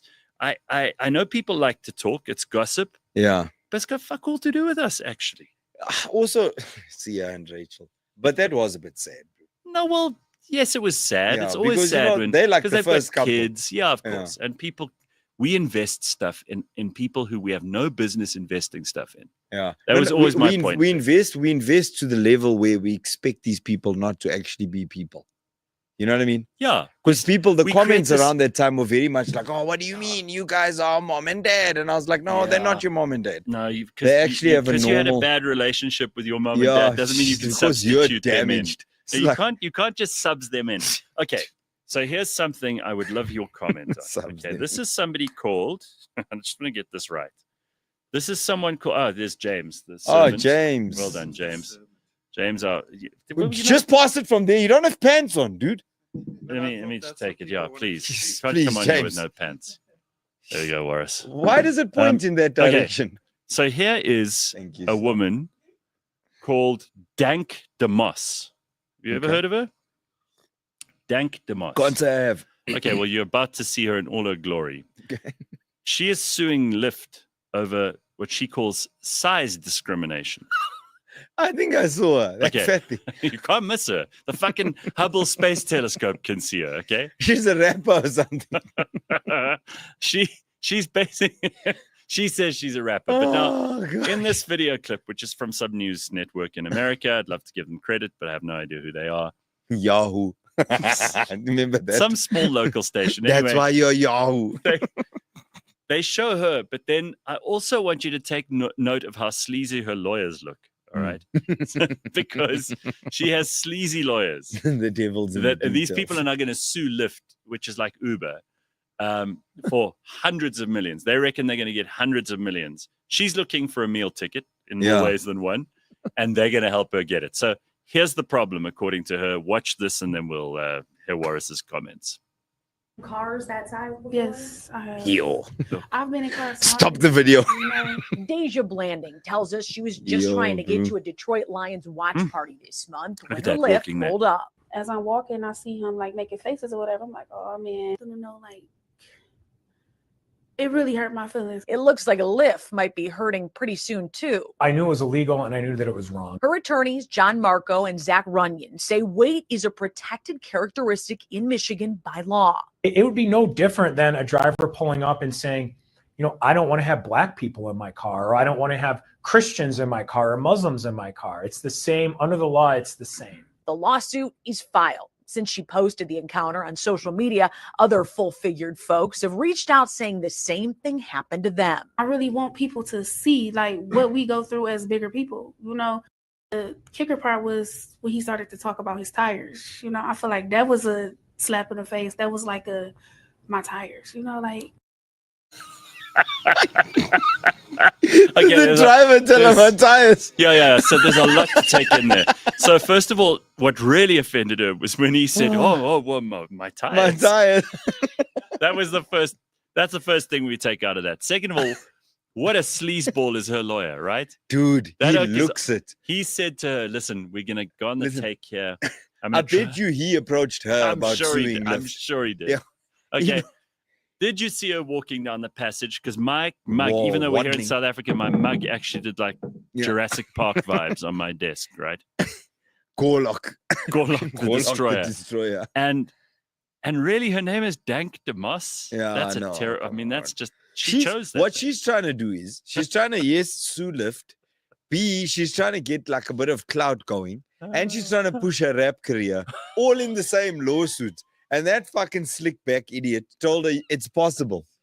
Like after that's the kind this, of guy gels I'm gonna help back you hair, sue your record right? label. That oak is the kind of oak he puts like 80s gel on his back hair. Brill cream. Yeah, I'm telling you, what a gross human being. What? And I mean, look, everyone in that clip ruining motel pillows all across America. Oh, a terrible person. This is my thing with bigger people. So, you know, I want to get this correct. Folks I don't want to use any slurs. But if there's one thing that I'm happy, PC. You already corrected tranny. Now you're saying bigger folks. 2025. In any case, 2025. Why I'm happy you're allowed to say things again. That Trump is back in, is that if we call a spade, bigger people and fuller figure folks refers to you are fat beyond a level. Okay, she weighs 500 pounds, which is about 260 kilograms. That's the size and the weight of like a female polar bear. Did you know that? I didn't know that. Yeah. I thought you. No, I don't want to make any animal references. So she's the size and the weight of a female polar bear. And Lyft isn't picking any of those up. No. Okay. You wouldn't put a polar bear in your car, would you? Dude. Your car would be fucked. It would. Also, did you see the car that came to fetch her? It was like, it wasn't even an Uber Black or an Uber van, bro. It was like a Lyft Go. Designed to carry one passenger. I'll tell you. Did you hear what she said at the beginning of the clip? What? I've been picked up in smaller cars. No, fuck off. Liar. I've once ordered an Uber Go, okay? And it was me and my kids, right? So it's me. All three of them? No. Two of them and their mom. Okay, we went to play paddle. You wouldn't fit. Bro, no, and so we get it. The Uber Go comes and he's like, bro, this vehicle is designed to carry 2 people. Okay, like you can have the passenger front seat and one person at the back. Like I'm kind of like bending the rules by taking more. And then I was like, brother, you know, do me a favor. Yeah, sure. That is the first time that I experienced that. And then actually when I was in Durban in December, it happened to me on 2 occasions where we ordered the Uber, and when the oak came, he was like, no, you need to order an Uber van because there's 4 of you. But I'm like, yeah, but it's fucking kids, you know? And sometimes they refuse. Yeah. Now, I can't sue Uber for flipping many children discrimination. I can't put 2 of my lighties in another Uber and 1 with me and choose a favorite. What is this? put me in the fucking Choose a Uber. I'm not going Leave to the order one an Uber child. van. Like, leave Leave one the- child behind. I'm not going to order an Uber van for me, a 10-year-old, a 13-year-old, and a Can I tell you 15-year-old. what I Like, did come on, once? bro. I was so stupid. I went somewhere with a bunch of people, so we ordered an Uber van, and then I didn't set it back to car. So when I wanted to go home, it was just me in an Uber van.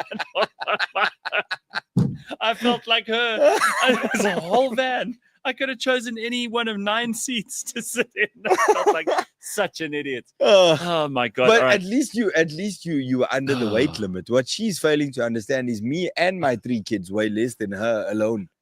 Congo Chris Those says, tires are get not her on under the show. pressure. Let's see if we can get her into a Bajaj.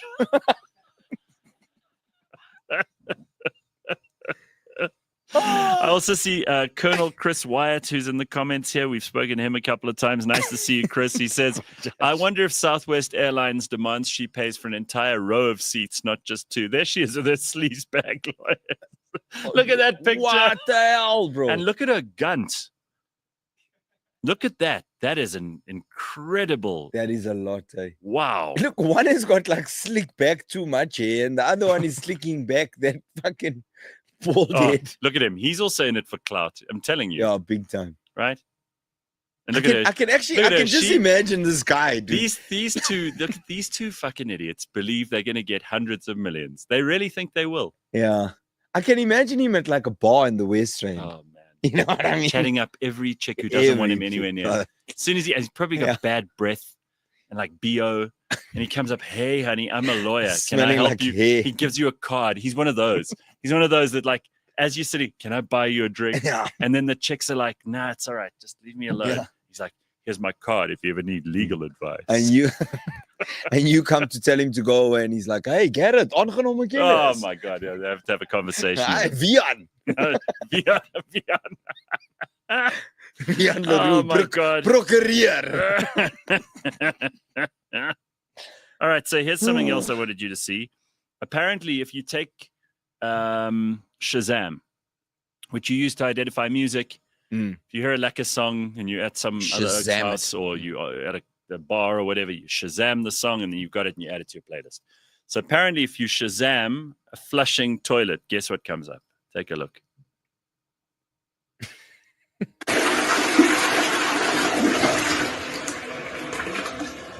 Searching. Hop Hop Spinnekop by Kurt Darren. Yeah. Oh, Kurt come on, Darren's fuck off. if you Shazam a flushing toilet, Hop Hop Spinnekop by Kurt Darren. You don't believe it? No, I don't. I swear I'm going to go flush the toilet now. No, it's true. Hop, hop, spin a cup. Hey, listen here. That is a jam, okay? It was the December jam. It was, boo. All right, here's a You cop. need to go to Hill Fox on a Sunday. So here's a cop, and this cop is upset because, not because someone tried to bribe. It's an old clip, but it's still a good one. She's upset because the amount was too low, and it's disrespectful to try and bribe a cop or a politician with too little With money. too little money. So she doesn't have a problem that you would do that. Mm. The problem is that at least Respect me. Mara, at least, Mm. you know, at least. Enough for quarter So chicken. disrespectful. So here, look at this. So the person that was arrested by the police this morning was trying to bribe the MEC, and unfortunately, he had more than 3,000 in him, but he can only bribe with 190. So you can see the insults that are given to our officials all the time. So the person that was arrested by the police this morning was trying to bribe the MEC, and unfortunately, he had more than 3,000 in him, but he can only bribe with 190. So you can see the insults that are given to our officials all the time.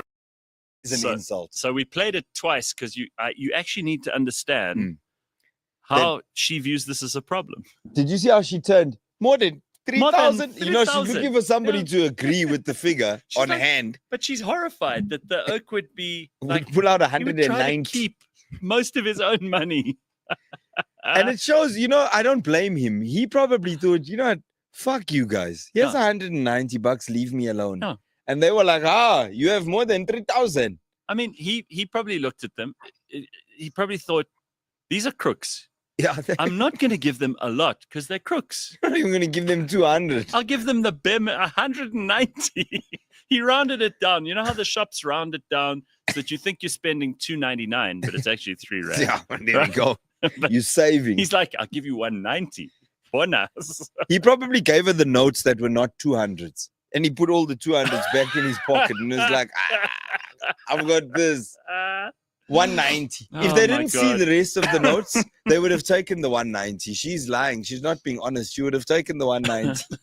But I think she said the MEC, like, oh, he brave guy. How do you try and bribe an MEC with 190? Listen, yeah, because those guys, at least, you know, when Nomvula Mokonyane was the Minister of Water Affairs, they had at least got her a box of meat from the butcher. the Posasa.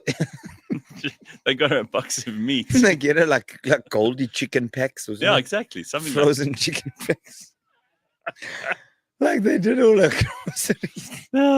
So Super Juju says, what law was he breaking to justify 190 rand? Yeah, Seatbelt? What was it? Yeah, good point. Probably no law. Like they look for stuff when they stop using Hey, listen, if you've only got a Coke in the car, they'll take it. Yeah, no, they will. So they mustn't. These. I've given one a vape.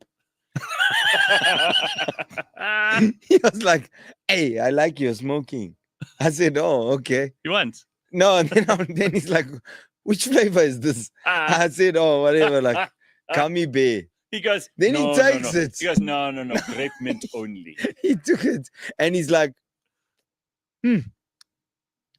I want this one. Then I said, okay, well, you smoked it now, bro. Like, it's yours now. Oh, that's great. Okay, so the other day, I know we want to get to Gilli, but I want you to see this. We've spoken a lot about how I hate musicals, and I think they're fucking terrible. And there's one that's been nominated now for all the Oscars, 13 Oscars. It's called Emilia Perez. Yeah, it's horrific. It's so bad that I'd be embarrassed to even play it. What is it, a movie? Of it. Yeah, it's a movie. Okay. But it's a musical about a gangster drug dealer. And woman. No, this is it, because who's Emilia Perez, bro? Emilia Perez is a gangster. It's like a Scarface. Yeah, and then in order to hide, he goes trance and becomes you know, Hollywood. Okay, so it's so bad. Anyway, it also there's this movie Conclave, which is about how the Pope is trance. It's too much. Guys, it's too much trance. It's just too much. It's enough already. I feel like they start, you know, Dave Chappelle has a joke where he says, I often start with the punchline. And I'm just like, grab her by the pussy. Right? Kick her right in the pussy. Yeah. And he's like, and then I come up with the joke later on. And then obviously he goes on to the thing. And then when he delivers the punchline much later in the show, there's so much impact. Yeah. I think that's their thinking when they write these movies. They're like, okay, the Pope has to be trance. How are we doing it? That's it. And it's like, well, now the worst part is that you can't turn anything into a musical and expect me to still take it seriously. Yeah, I mean, so about a gangster, horrible. So if I take a movie that we all loved, Arnold Schwarzenegger's The Predator. Yeah, right. The Predator. I actually watched the new one the other day with my lights. It's a monster, right? So if you took that, this just shows you how easy it is to make a crap musical out of a very good concept. So here's just a small taste of what kind of crap awaits us if these musical people have their way. They'll take everything, even the shows that we love, the films that we love, they'll ruin them. Take a look at this. I don't know what it was. The jungle came alive. Go on. It happened very fast when the big man was killed. Its blood was on the leaves. If it bleeds, we can kill it. She discovered the key. Something's out there. If it bleeds, we can kill it. Oh, Billy. For us. 2 or 3 men out there in the most. Am I the only one who's awake? I saw it, goddammit. Stop shaving, you don't have a beard. That thing will come back, and when it does, I'm gonna have me some fun. Gonna get revenge for my man. Hawkins, Mac, and Ramirez. Billy Dillon and Plain.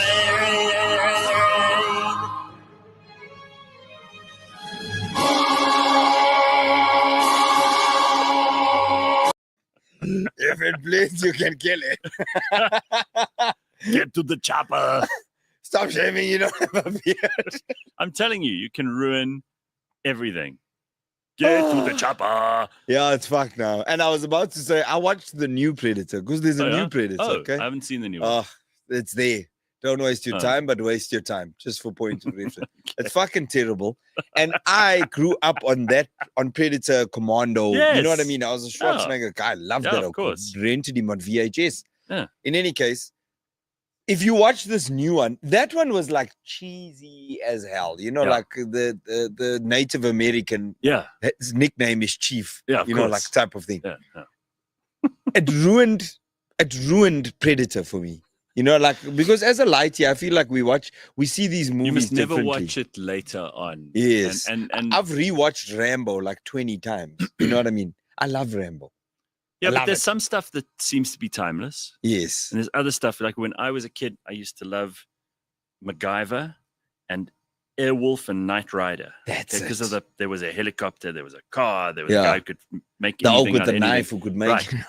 But then if I watch any of that now, and I saw an episode because there was someone uploaded something on the internet a while ago, and I watched one of these and I was like, this is embarrassing. This is bad. You can't watch because this is terrible, right? But you think of how poor and embarrassing our entertainment was in the 80s. It was really cuck. I mean, there were some shows that were in Afrikaans that were dubbed badly into Afrikaans. And in order to hear the English version, you'd have to get the radio. Yes, and tune in on simulcast. I mean, how bad is that? Dude, I used to do that with a lot of like the Zulu shows. Like there was actually Rabubi. Yeah, there was Rabubi and there was Tsubasa, which was like the OG anime, the soccer thing, right? And Tsubasa, you could listen to it in Zulu on Ukozi FM or whatever. So you switch on the radio and then you're watching the cartoon and listening in Zulu. I never spoke to you about this, but one of the shows I used to watch, it's probably the only white guy did, was Lesilo. Oh, yes, with the demon, the remember? demon. Yeah, and he'd blow on the bottle and go, yeah, Lesilo. Summon him. And then the demon would appear and he can kill people. And how was that CGI there? That's That very was bad. like- Very bad. All right, so let's go to our friend Gilli Apter. She is on the line from, where are you, in London? I am in London. It is dark. It is raining. It is cold. Listen, you've become Yes, like Gilly, you get around, eh? You're very international, you. Warras. What kind? Very international. What are you doing there? You're working. Yeah, I'm very, very international. I just want you to know that I didn't realize when I agreed to do this this show that London is 2 hours behind Joburg. Wow. And I don't know if you remember, Gareth, but even when I was in Joburg, I couldn't wake up early enough to be on the show with you. Shame, Gilly. Now you're up at like an ungodly hour. So what you're Should've known saying better. is you actually haven't slept. You've just been awake since last night. Waiting Because I've for been so the show. excited. Can I just tell you guys, honestly, I was a bit worried because I didn't know what you guys would be talking about. You know, I don't like to walk into like a bro session. You know, who knows what the hell they're talking about. And then I come on here and you guys are so sweet. You're talking about musicals. You're so cute. I know. It's exactly what Look we're at doing. us. Gilly. We've We got- love musicals. Why are you gay? I watched Wicked on the weekend. Warras was breathalyzed with a vape. It was so cute. I know. So where did you and Warras, you saw each other this last weekend, right? We did. He actually saved us. He What came to the happened? rescue in a very real way. It was actually quite musical-like. You know, Nina Hasty and I went to go see Offspring and Green Day. Oh, boy. Nina also went to go see Folk of Political, but I don't know about them, but Nina does because she grew up in Pretoria. They were great. And they were great. So we went to go relive our youth. And then we couldn't get home. We got stuck at the stadium. And look who came to the rescue, Warras. So what happened? It's a pleasure. No. We were just walking around and around and around and around. And he was So like, the way the "Come stadium here." is designed is that obviously if you're going in an Uber, there's a designated Uber pickup point. And it's If you're quite far in a from bus, this. You have to walk like Hang on, that. hang Well, on, you hang need to on. know where you're Sorry, walking sorry, to. Can I interject? Yeah. Listen, this is how the stadium works. You go to the concert, everything's fine. You have a great time. You get drunk, right? Then you get your Uber, and then you try find your Uber. You get robbed, you get assaulted, and then you get, you walk like from the stadium, and then you start a new life in Soweto. That's how going to a concert works. That is Right. not accurate. You start a new life. Look, obviously, You have to start a new life. Yeah. You can't go to a concert at that stadium if you don't want to start a new life. That's just how it is. And we weren't ready. Just as Nina and I were going off into the distance, about to start our new lives, Warras was like, we got to take you back to South. You've got to take. Where are you going? You live in Ilovo. And then I said, get on the back of the bucky, and they jumped in the back of the bucky. Oh, so you actually gave them a lift as well? No, I went to find them. They would. Well, you guys were drunk, eh? No, we weren't. No, Nina doesn't drink, and I had one beer because they. Well, do you know why they ran out of beer at the stadium? What? I'll bring that up with them. Say to you. But let me just tell you something. They were lost. Those dude. people were not ready for 50,000 Afrikaners. They were not. They were horrified and shocked. I'm telling you, because they were so shocked that they didn't have enough beer. 30,000 Afrikaners and one Jew. Yes. One Jew. 75,000. One little beer. What do they say? And no one will talk about the Afrikaners if you mention the one Jew. Isn't there some joke? Exactly. Yes, exactly. So, okay, how was the show, though? Because I had a lot of friends who went to that, amazing. too. We had a great time. We had a great time. It was really fun. Yeah, it was really, really fun. The Offspring were amazing. Green Day was amazing. Those guys are like, they haven't aged. Unbelievable. Yeah, there's so many of their songs. I know people who went. I probably would have gone, but like a Sunday... the stadium. You know what? I don't typically go to big shows anymore. I used to. When I was young, when South Africa first started getting concerts, it was like a miracle. We hadn't seen anything like that in our youth. We would read about it in magazines. You'd go to everything. TV. I used to go to everything, but like dedicated. I would come early. I would run to the front. We had a plan, right? Even if you got the cheapest tickets, you would go. And you weren't precious about it. Like if you had to wait for hours. No, Gareth, I did not get the cheapest tickets. Listen to me carefully now, okay? This was my dream, my live stream. I don't know about you, okay? Me, I was prepared. Me and my friends are going to gang. We go early, okay? We had one guy. His name is Daniel. Daniel was fast. He's the runner, okay? So we used to send him. As those gates opened, we used to send Daniel. Daniel would run to the front. He would take towels and he would put them over the barriers. Okay, and then he would like spread eagle himself on the ground in front until we managed to get there in time so that we could get to the front. And we had like an area. Secure your position. Shout out to Daniel. Wow. Daniel. Shout out to Daniel. Was this like the Peter Stuyvesant concerts days? No, we talking. Now I'm going to give away age. We're talking Michael Jackson, Janet Jackson. Yeah. Every band that came out here, unbelievable. Things like Live. Do you remember the band Live? Yes, man, of course. Love will lead us. All right. Yeah, of course. Were you there too, Gareth? Fuck yeah, man. I'm old too. I also went to these things. In fact, Gareth was the Daniel of the group. He ran to the front and spread himself out. I became very precious, though. In the beginning, I would have gone and stood in queues, and I'd have been super excited about it. And as I got more and more spoiled, and I went to more and more concerts, and then you get offered tickets, and then suddenly you get offered hospitality and all this shit. And before you know it, you're like, unless they send a helicopter, I'm not gonna go. Oh, well, Beyonce. But you know what? Honestly, I don't. I used to go to these big shows anymore, and I don't anymore. And now, because I'm old, the last one I went to actually was here in London. I went to see Beyonce. But so these days, it's all. If I can buy a seated ticket, I go. Yeah. Yeah. It's like, but the truth is, it's enjoyable, but I hardly ever go anymore. And so we just decided to go to this concert, and honestly, we had the best time. It was so good, and because the music was so good. Listen, those guys. I mean, between Offspring and Green Day, I can probably name about 10 songs. You got Green Day, and you so much. You hear much more songs than you thought you knew, but it was amazing. The quality of their performance is so high. What's his name? Billy Joe Armstrong. What's his name? Billy Joe. Billy Joe. Yeah. He does still. He hasn't aged. He does look like 16, right? Yeah.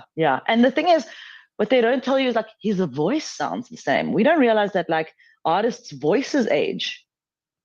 Yeah, and he's got a very distinctive sound, so you would pick it up immediately if he suddenly started getting all like gruff. Like if you listen to like Bruce Springsteen on the recordings of some of his early songs, well, they were young, and you hear him like in concert, and he's like, but that guy, I mean, he what's the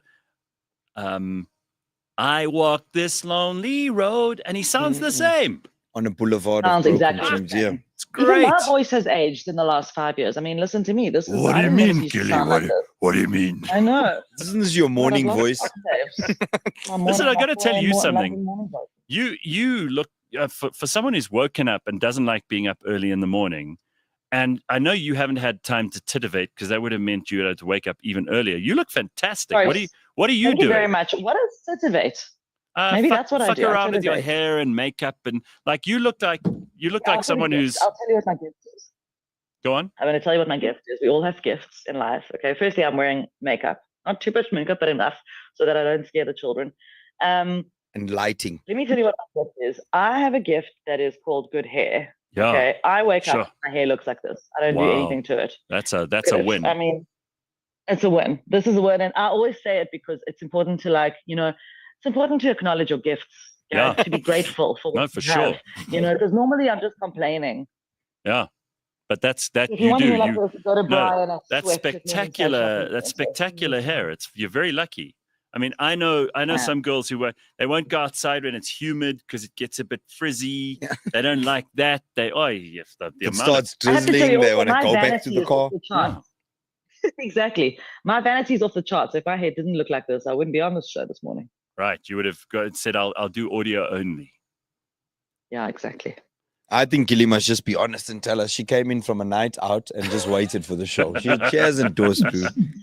You spend a lot of time in something. London though, don't you? I mean, you must be by now. You know lots of people there, and you probably kind of, you're almost like a local. You're a Londonian. I am. I've been in London for almost 2 years now. I kind of moved here without telling anybody really.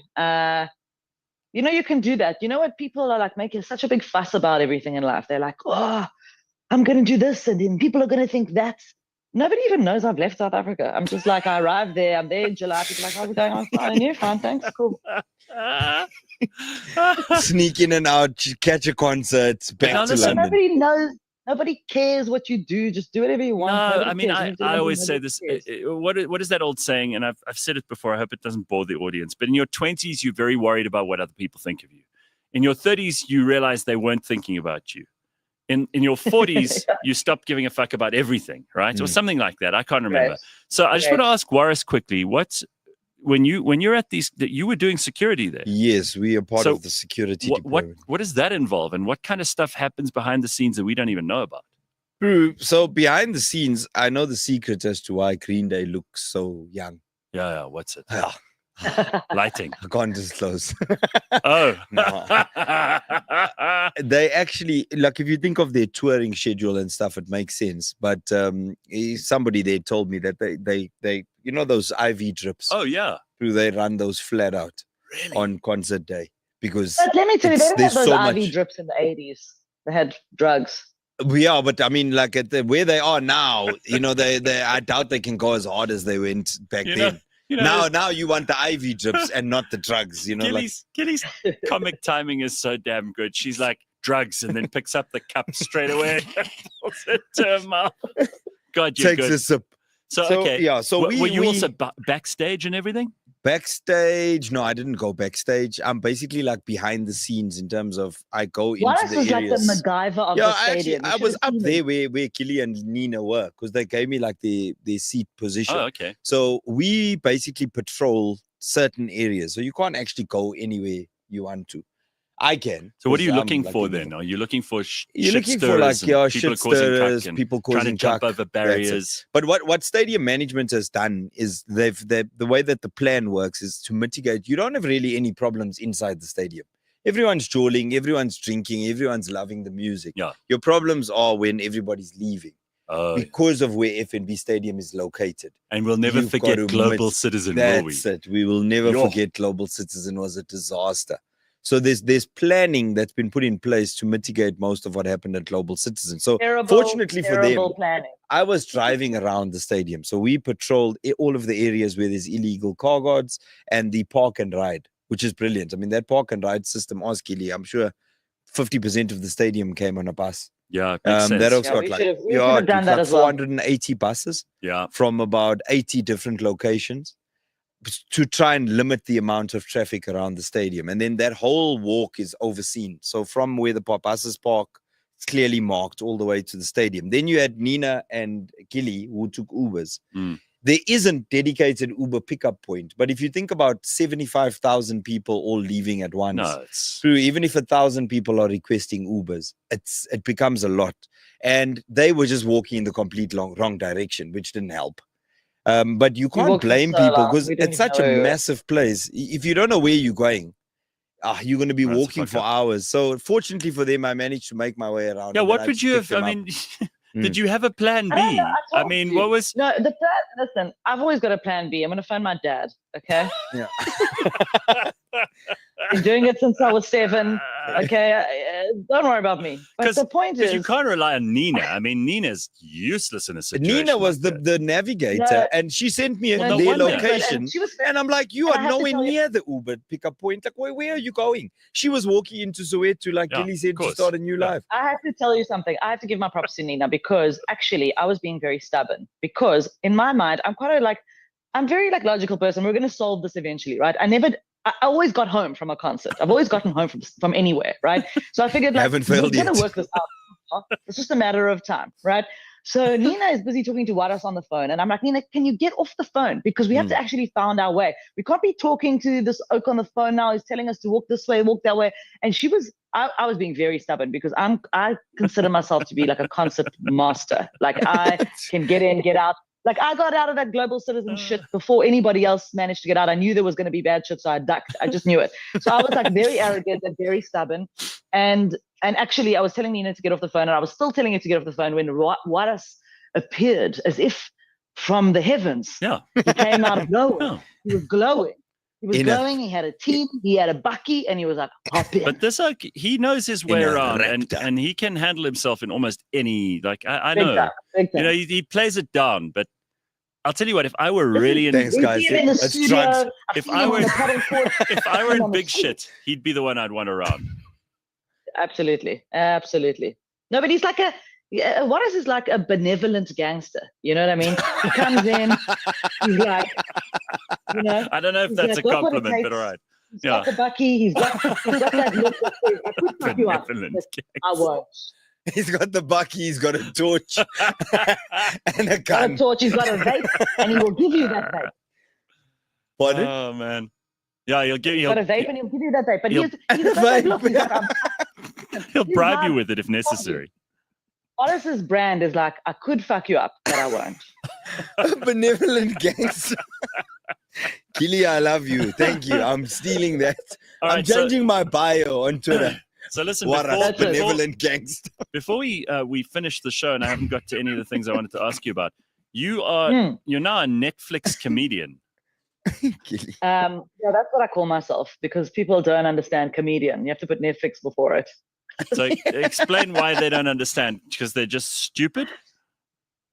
You know what? Don't even I can't even handle the level of stupidity that I've encountered. Yeah. It's, no, tell us. We like I this. wake up, sometimes I feel devastated. You know, I put out these videos. Okay, yeah, so let me just tell you, I am a comedian. I travel all over the world. That's what I do, right? I'm now here in London. I'm going to be on tour for the next 5 months in Europe.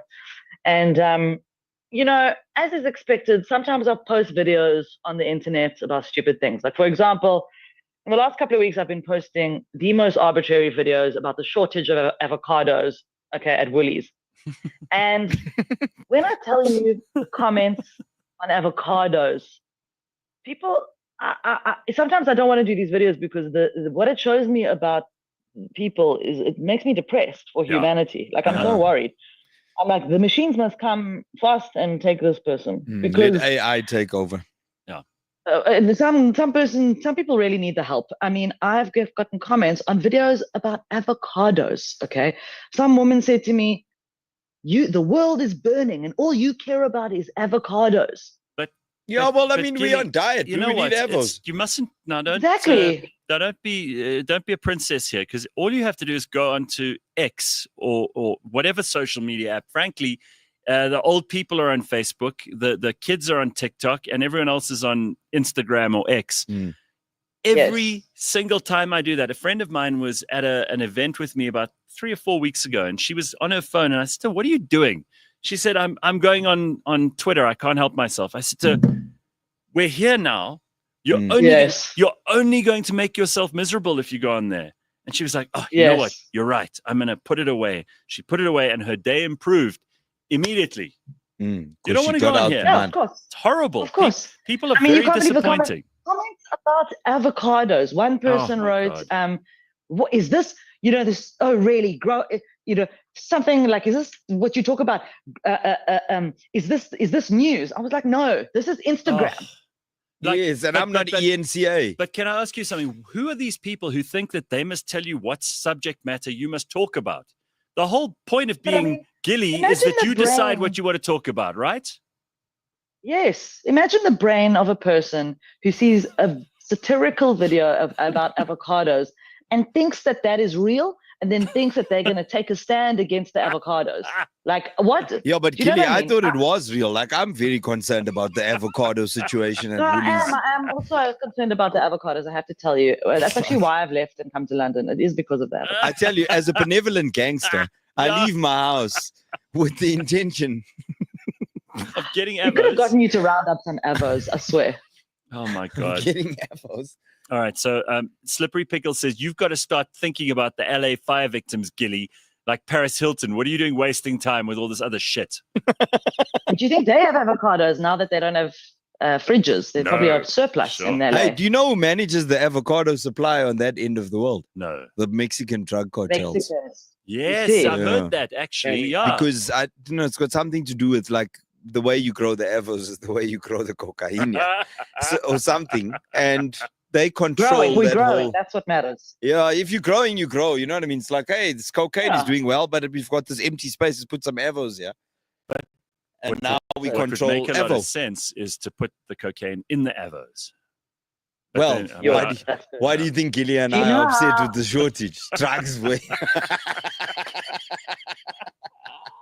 Stanton would be fucked up. Get to Woolies and be like, why are there no avos?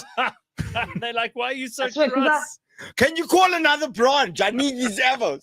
Like, listen, sir, we're out of stock. I need the fucking avos. Give me the avos. It is, but that's how people look. Honestly, my dad sent me a video yesterday of one of the Woolies with a woman, like, she was panicking. She was like squeezing all the avos on the shelves, like in a flat panic. There were only 3 of them left, and she was like, there was a woman coming behind her, and she knew she only had like limited amount of time to go try and get the right avo, but doesn't want to choose the wrong avo. You know, it's very panic. So she just took all the avos, like, it's fine, I'll put them on the windowsill. Lee says the baby spinach as well. Okay, so I've got a theory about the baby spinach. No, I've got a theory about the baby spinach, because I did try to make it clear that my account is purely an avocado shortage account, because I had lots of people coming on complaining about other shortages, and I was like, no, guys, we keep it focused, please. Lemons, go to the lemon influencer for the lemons. This is not for me. Yes.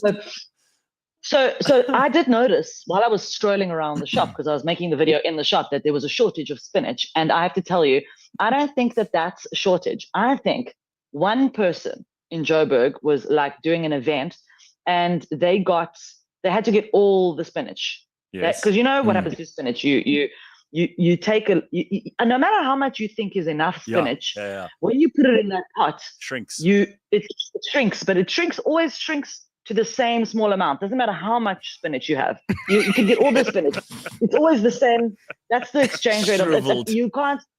It always becomes the exact same amount. It always becomes one portion. So I think one person was doing an event and needed the spinach. And I have to tell you, by the way, that's also what happens to your money when you come to the UK with your rands. It doesn't matter how much rand. What is it at the moment? What does it cost you to do, like to buy a cup of coffee, for example? You go to, what it costs the coffee. What is it going to cost you? Let me tell you something. I've got something called a flat white index that I use as my personal mode of understanding, finance in the world. Because that's the one thing that I get in every city in the world. Right. And I have to say I was disappointed in the sense that in London, a flat white will cost you about 80 rand. Yeah. Okay. Now, I know you say yo, but I came back to Joburg and realized that it costs about 40 rand in Joburg, which is not as cheaper as So I it's thought it would only be. but double in London, and you'd think it would be 20 only times. double. Yeah. Everything else is times 4. Like I can't do my hair in London. It's like times 5 or 6. Okay. Shit. You lucky you got me just after my Joburg hair. So if you talk to me in 6 weeks, I'm screwed. I'm going to look like 100 years old. Okay. But I'll tell you, there's much more expensive places than London. Like for example, Switzerland. A flat ride in Switzerland will set you back about 110 rand. You can't even. Sure. Okay, now aren't 110 rand. Aren't you doing Luxembourg? Now, I've never been to Luxembourg. I've only heard good things. It's also one of those places that people go to hide their money. Apparently, very expensive. So, are you're touring in Luxembourg? So I'm touring everywhere. I'm based in London, and then I go from here to European cities, and I do regions. So I'm like, on a Wednesday, I'll leave. I'll go to Germany, and then I'll do Wednesday, Thursday, Friday, Saturday. I will go from city to city, like Berlin, Stuttgart, Munich, blah, blah, whatever. So it's kind of like that. It was Switzerland, it'll be Geneva, Basel, Zurich. If it's Norway, it's, like 3 cities in a row. But my first show that I'm doing is in Luxembourg. It's just one show. I go in and I go out. And it is because I discovered that from some unusual reason, people in Luxembourg love me. Really? Listen, the only way you find out something like this is if you go to a place. And then the tickets sell out. Like, I don't know what it is. I don't know what's going on in that place. But something about hiding money and me goes very well together. I'm not sure why. Did anybody approach you with amazing. any offers, like transport something for them? No. No, Warras, no. we got to get you to Luxembourg. Yeah, I got to get to Luxembourg, dude. I think you'd do. You'd sweep up in Luxembourg. I mean, Luxembourg is so I have to tell small. you, So small, most tiny, people yeah. can't even point to it on a map. people don't even know it exists until they have to go there for some obscure reason, right? It's like it's a very strange place. It's also like the name of the city is the name of the whole country. That's weird. Like imagine if Johannesburg was the name of the whole country. And Weird. they have a prince who's he's actually the autocrat. Like they don't have it's not a democracy. It's like Swaziland or Lesotho. Yes, So but the that king's prince, actually the king. he's like, but he's the oak, like in terms of, I saw something on YouTube about it. Like he's got an active role in the management of everything that he goes owns on the whole there. fucking Wink, place. wink, Is the truth. yes. Yeah, he owns So it. he's like he's the head banker. Right. Yeah. Exactly. He's like I'm the the head Reserve Bank comedian governor. there, so me and him, maybe we must get together. I need think to you have a should conference meet with the him. Prince Now of listen, Luxembourg. Yeah. So I'm just I looking him up should. here. I'm gonna His invite name him to my is show. Prince Sebastian. He's only 32 years old, Gilli, which is good. Sure. It's a good age. He's from Yeah, the it's a good House age. of Bourbon-Parma and Nassau. So they say here, he's got quite a lot of money. Well, I think you should You give him- think? Of course, without saying. But, he's got fair amount. I think you should get involved there. If the Prince of Luxembourg listens to this show, which I'm sure he does, why wouldn't he? Please come to my show on Saturday. I will give you comps, even though you're very rich. There we go. That's good. And For they some love reason, you. for some reason, the show in Luxembourg always sells out. No matter how many shows I put on there, people come to the show, and It's like I don't know fuck all why. to do, Gilli, and for them, you're very cheap. South African rands. They're like, might No as matter well. how much I charge them. Do you know that in Switzerland, for example, it's really insane. It's like you sell a ticket in Switzerland, you are going to die for 50 Swiss francs. How much is that? Do you understand? It's like 1,000 rand. Jesus. Jeez, like Wow. And they're paying that easily for you because they love Well, you. let me tell you something. The ticket was much cheaper. It was 40 Swiss francs, and people weren't buying tickets. And somebody told me raise the price because I did a show, and they were like, "Your show is too cheap." I'm not saying this to brag, but people came up to me after my show and were like, "We love the show, but you should charge more money. This is Zurich. You can't be charging like this. People don't take you seriously if you don't charge enough." true. That's a good point, though. They're looking at that price and they're thinking, must be. This is where they Not say, gonna be good. Not going to be good. I've never not worth actually it. experienced this myself, but you are so right. Sometimes you have to charge more because otherwise people think you're cheap, and if they think you're cheap, they won't want to. They won't want to come along. They'll be like, it's going to be rubbish. It's only 40 It's only Swiss 40 francs, Swiss you know? francs. Yeah, That's right. 800 rand. That's right. Yeah. So anyway, that's the story. I try to charge them as much as possible over there. Just Oh well. You're cleaning up. do Gilli. my What best the for hell's the wrong with local that? economy. Mazel tov. I think this is fantastic. Congrats. Nicely Thank done, you. Gilly. Bring the money home. Yes, bring it home. What do you think I do? So that SARS Yo, can take please. half of it. Yes, that's exactly what I do. SARS I are earn like, money here so that I can give it to SARS, and the rest goes to car guards, and then we're back where we started. SARS are like, we're only going to charge you 25 Swiss francs. Yeah. That's all. Yeah, On your exactly. 50 We that shouldn't you be make. talking about this. No, I don't think we will. Sorry. So, okay. Make Avo more expensive, says Raven. And Bitcoin Bit says, true story. Quality is expensive. And I think that's the truth for you. Just own it. That's very good. And Is this a Make Avo Great Again campaign? I think it is. I think it is. MAGA. And then Tracy, a bit late to the party, but she says, anybody remember Rodriguez in South Africa in the 80s? And how the Sugar came Man? much later. That's the Sugar Man guy. Yeah. But he came back later.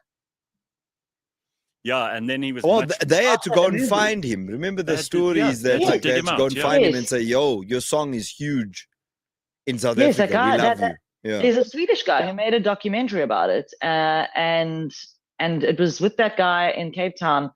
I've forgotten what his name is. Siegerman. Yes. That was the whole story, right? Finding Sugarman was the name Finding of the Sugarman, Yeah, yes. that's the one. And Sugarman was, I don't know, after when they found him, he kind of was just like, "Oh, okay." Yeah, he didn't know what the hell was going on. No, he was just Sugarmaning around. He'd pretty much been high since the 80s. He'd been high since he made the song. And he was like, "What? I'm famous where?" It's like, what the fuck is South Africa? He's Oh, like, fine. I'll is come that, there. Let's do a concert is at that the in the stadium. south of What have you done? Africa? Oh my Sugar God. Man. I love this. Tracy says also the chest pains and the clutching of pearls when Checker 6060 accidentally delivers Swiss chard rather than baby spinach. Oh, I'll tell you what, the problems people have. Send it back. Gilly, you don't I know. know. You don't know the pain. I know. Do you think people pay more for Swiss chard because it's called Swiss chard? Probably 50 francs for a bunch. Yes. That's what I've heard. Oh my God. You know, I went to Geneva once on the way back from somewhere, and it's a very pleasant looking, lovely place. There's a big lake in the middle, and they've just basically got watch shops on that. It's just, and all of these watches are super expensive. I mean, they wouldn't know that the cheap watches I've bought in my life, they'd look down on me forever. And you could just smell like people there are just, they made of money. Right? Right? What does it smell like? I don't think they allow poor people into Geneva. I think that like when you enter Geneva, they say to you can stay for 15 minutes. If you don't have $1 million, if you don't buy a watch, you're just gonna move bulldoze on. you out. Listen, like Trump The throwing day out I illegal arrived aliens. in Zurich, one thing that shocked me, one of the first things that shocked me when I arrived in Europe, especially in Zurich, was how like, it's not just that people are rich, it's that you don't see poverty at all, right? No. I was like, no poverty at all. And I was like, there must be one poor person in this whole city. There must be one, right? And I'm going to find them. And then one day I walk into this coffee shop, right? And then I'm about to order a coffee and I see the price of the coffee. And I thought, maybe I won't have a coffee today. And that's, Gareth, that's when I realized. That's why. They can't I survive. am Switzerland's poor. Yeah, unbelievable. Apparently, so you throw away 75% of the weight from Swiss chard. The stem takes up most of the product. It's like that that stuff that they have in America, kale, right? So kale, I hate kale so much. I went to a very, very fancy restaurant in New York once, and in the kitchen they cut the veins out, so you only get the little green bits. That's how you're meant to eat kale. But you see, yeah, I hate kale so much. Terrific, but if you eat it that way, let me tell you, it's not so bad. They cut out all the horrible stuff. I try to love But kale. someone's literally doing surgery in the kitchen with a scalpel because that's the only way you'd get So that you right. can have some kale. No, it probably takes them 3/4 of an hour to get one leaf done for you. This poor guy's been working since Tuesday last week. And then to when it get your gets you kale the ready. plate, it's like devoured in Melted. one bite. Yeah, and you're like, oh, that was nice. I'll have another. Or it gets to They Gilly and crisp she's it and, like, like, I don't give it even to you like one- kale. Meh. Exactly. What did you say? They crisp it. Imagine like they like take it, they like get it from somewhere far away, and then they like use their syringe or whatever their scalpel to like carve out this piece, and then they like flame it with like a torch, and then they caramelize it, and then they put it on your plate, and it's like Yeah, Yeah, like what Warras no, says. you're You're right. like, fuck this shit. All that That's- effort. One quick thing here from Barely Vocal Media, and Warras can back me on this if it's true. That is how you keep the scollies out of a club. You charge a high cover price. Is that right? No, the squallies come. 'cause they come They're anyway. attracted to the price as well. Yeah, 'cause Okay, they- you know what? Yeah. What people don't tell you, and if you've clubbed for a long time in your life, you know that that's scolly is within. Some people have scolly within. And you let them into the club and discover the just, scolly. just explain that a little Correct. bit more for us, Gilli. Sometimes they don't know that that's who they are inside until they come to the Yes, club. yes. The club will expose you. It brings out something in people. That you know is what I so mean? true, Gilly. You've said a mouthful. Oh, it's true. Yeah, once they get in there and they get a bit of liquor in them, Yeah, then all of a comes out. sudden, this dress code that you adhered to, you scammed us. You're wolf I in know sheep's this clothing. because sometimes I have been the scolly. Yeah. Like Oh, when you yeah. went to the coffee shop, you got there, you saw the price of the coffee, and you were like, "Oh fuck, I'm the scolly." Yeah, Exactly. I am the Exactly. scolly now. and you looked at all the rich people, and they were all looking at you like, get to the airport. Yes, they're like, oh, get back to where you came from. Thanks for coming. Fine. Masejo says, incredible eyebrows, Gilli. Incredible. I didn't even take note. thank you. But there Can we I go. just say, honestly, Wow, yeah. one of the comments on my avocado videos was as follows. People are like, avos, chickers, everybody was like, yo, we have to run out. One person is like, this. One person was like, what's wrong with her eyebrows? Why? What's wrong with them? Honestly, I don't know. But that's neither here nor there when it comes to an avocado video. Why are you asking that? Yeah. Also, like the insult. But He can didn't I even ta- say what's wrong with your eyebrows. He said, what's wrong with her eyebrows? Oh boy, you see, that's horrible. And a thing like that can throw you. This is almost like when you'll be the best to explain how this works. But if you're doing a show and there's one guy who doesn't like you or one guy who looks bored, you can't help but focusing on that guy. Now, if someone says, if you've never thought about your eyebrows being, there's anything wrong with them, and then someone says, what's wrong up with with her her eyebrows? eyebrows? Like suddenly you go, I know. maybe there is a problem. Maybe I have terrible eyebrows. How would I know? I do think that I think what he meant was that, you know, I'm very expressive with my eyebrows. And sometimes in these videos, my eyebrows like just stay up the whole time. Like Yeah. they never come down because I'm like in a state of like performance. So Yeah. they're like this for ages. You see, like I'm there, Yeah. the eyebrows are up. Yeah, in that video, the eyebrows are doing stuff. But fabulous You hair, see. I mean, really. People know, at least they look good. They're shaped. Look at Yeah. them. I mean, I this think you is look years terrific. of Fabulous. years of Amazing. engineering. Amazing, Yeah. amazing. How I do don't we think, know that it was a negative comment? Maybe it was like, Masejo was saying He said, incredible. "What's So wrong with your obviously- eyebrows?" maybe it was like, wow, what's wrong with her eyebrows? Well, I mean, Lee in the comments says, straight up, she says, people are cunts, Gilli. Just, that's it. Lee is correct. Lee is absolutely right. You know, sometimes I walk around and I'm like, I had what's called a cunt attack, which is I'll be thinking about something in my head. I'll be thinking about something in my head that's making me angry, and it's usually some kind of stupidity that I'm dealing with. And it's like I'm like angry, and sometimes I get so angry. I'll be alone, and I'll just be like, Yeah. Mm-hmm. Yep. That's the only thing you can say when you're in that state. I sometimes stub my toe and go, it's the only thing that you can say. And go mad alone. Nobody knows. Nobody else knows. It's the best. All right, say listen. that word until recently. It's just We've got to wrap this up. But Matthew Dixon says, because he obviously thought very little of you before, but he says Gilli's really leveled up since the last time she was on the show. I don't remember you being poor, so I think you should retract that. There we go. What's wrong with the level? Yeah, I mean, anyway, listen, Gilli, lovely to see you, and thank you for waking up extra early to talk to us, and for. I know the only reason you really came on was to say thanks to Warras for saving you and Nina at the stadium the other night. They said thanks. That is already. exactly why I came on. Yeah, only because I missed Warras, but I missed you too, Gareth. And I'm very. It's very nice to spend my morning with South Africans. You Well, know? it's lovely to see you. Well, And listen, Gilli, I thought you were in Ilovo. I didn't know you. In I know you London, did. So, well, Sorry, there I you go. betrayed you. and enjoy Luxembourg. I mean, wow. Very, And tell very Prince I'm going to. Sebastian Yeah. that Sebastian. you Any of the got listeners have you got two friends in friends Europe, there I in think South shows- Africa that If he's also got like any to come through. daughters, yeah. We're in the market. All right, Don't worry. lovely. Warras, I got you. I'll tell them about you. And I want the listeners to know, if you've got any friends anywhere in Europe, send them to my shows. I'm doing shows everywhere in the next few months. Okay, so where can we find out? Is there like a central place? GilliApter.com. There we go. GilliApter.com. Beautiful. Love it. Keep kicking ass. We love you. Thank you. Thank you so much for having me. It's so much fun. Cheers, Gilli. And Warras, when are you going to start your fucking show? It's almost February. James, when does the show start? Oh my God. When is it starting? We've pushed it back a week. But it's going to be a new look. Everything is going to be amazing. Yes. And we're busy working on the new look. So it's nobody's fault, really. No. Look, if I'm honest, like what I've noticed about this year from previous, people have kind of been slow out the blocks. Not us. No. Like 6th. Everyone else, dude. You know how it is. It's a chain. You depend on people to get stuff in order. And then it's like, oh, no, we only open next week. And if you look at the beginning of the year, kind of like fell, you know, like you get those years where the first Monday of week 2 is like the 8th. Yeah. Great. We're starting on the 8th because nobody's going to wait until the 15th.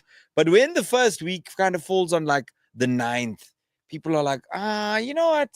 Let's just wait till next week. But this is also why it feels like this month has dragged on forever. Where we are, it's month end already, and it's just like. So here we go. And I said it throughout December, actually. I was like, fucking, we just start the comments already on. Don't lie. It is James's fault, says Dirk.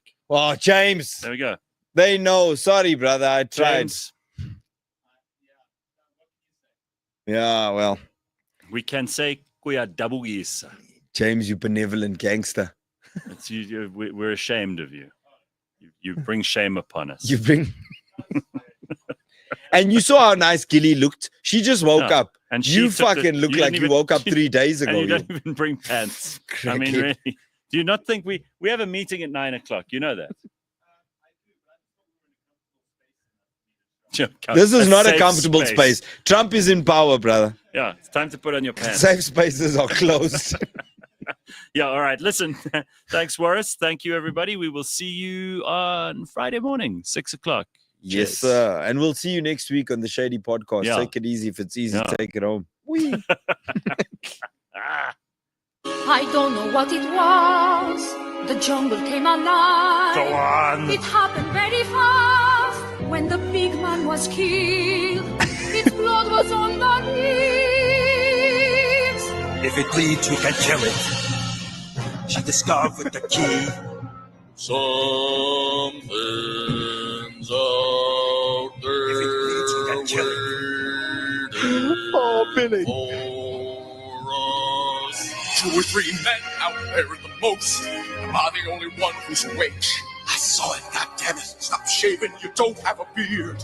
That thing will come back, and when it does, I'm gonna have me some fun. Gonna get revenge for my man.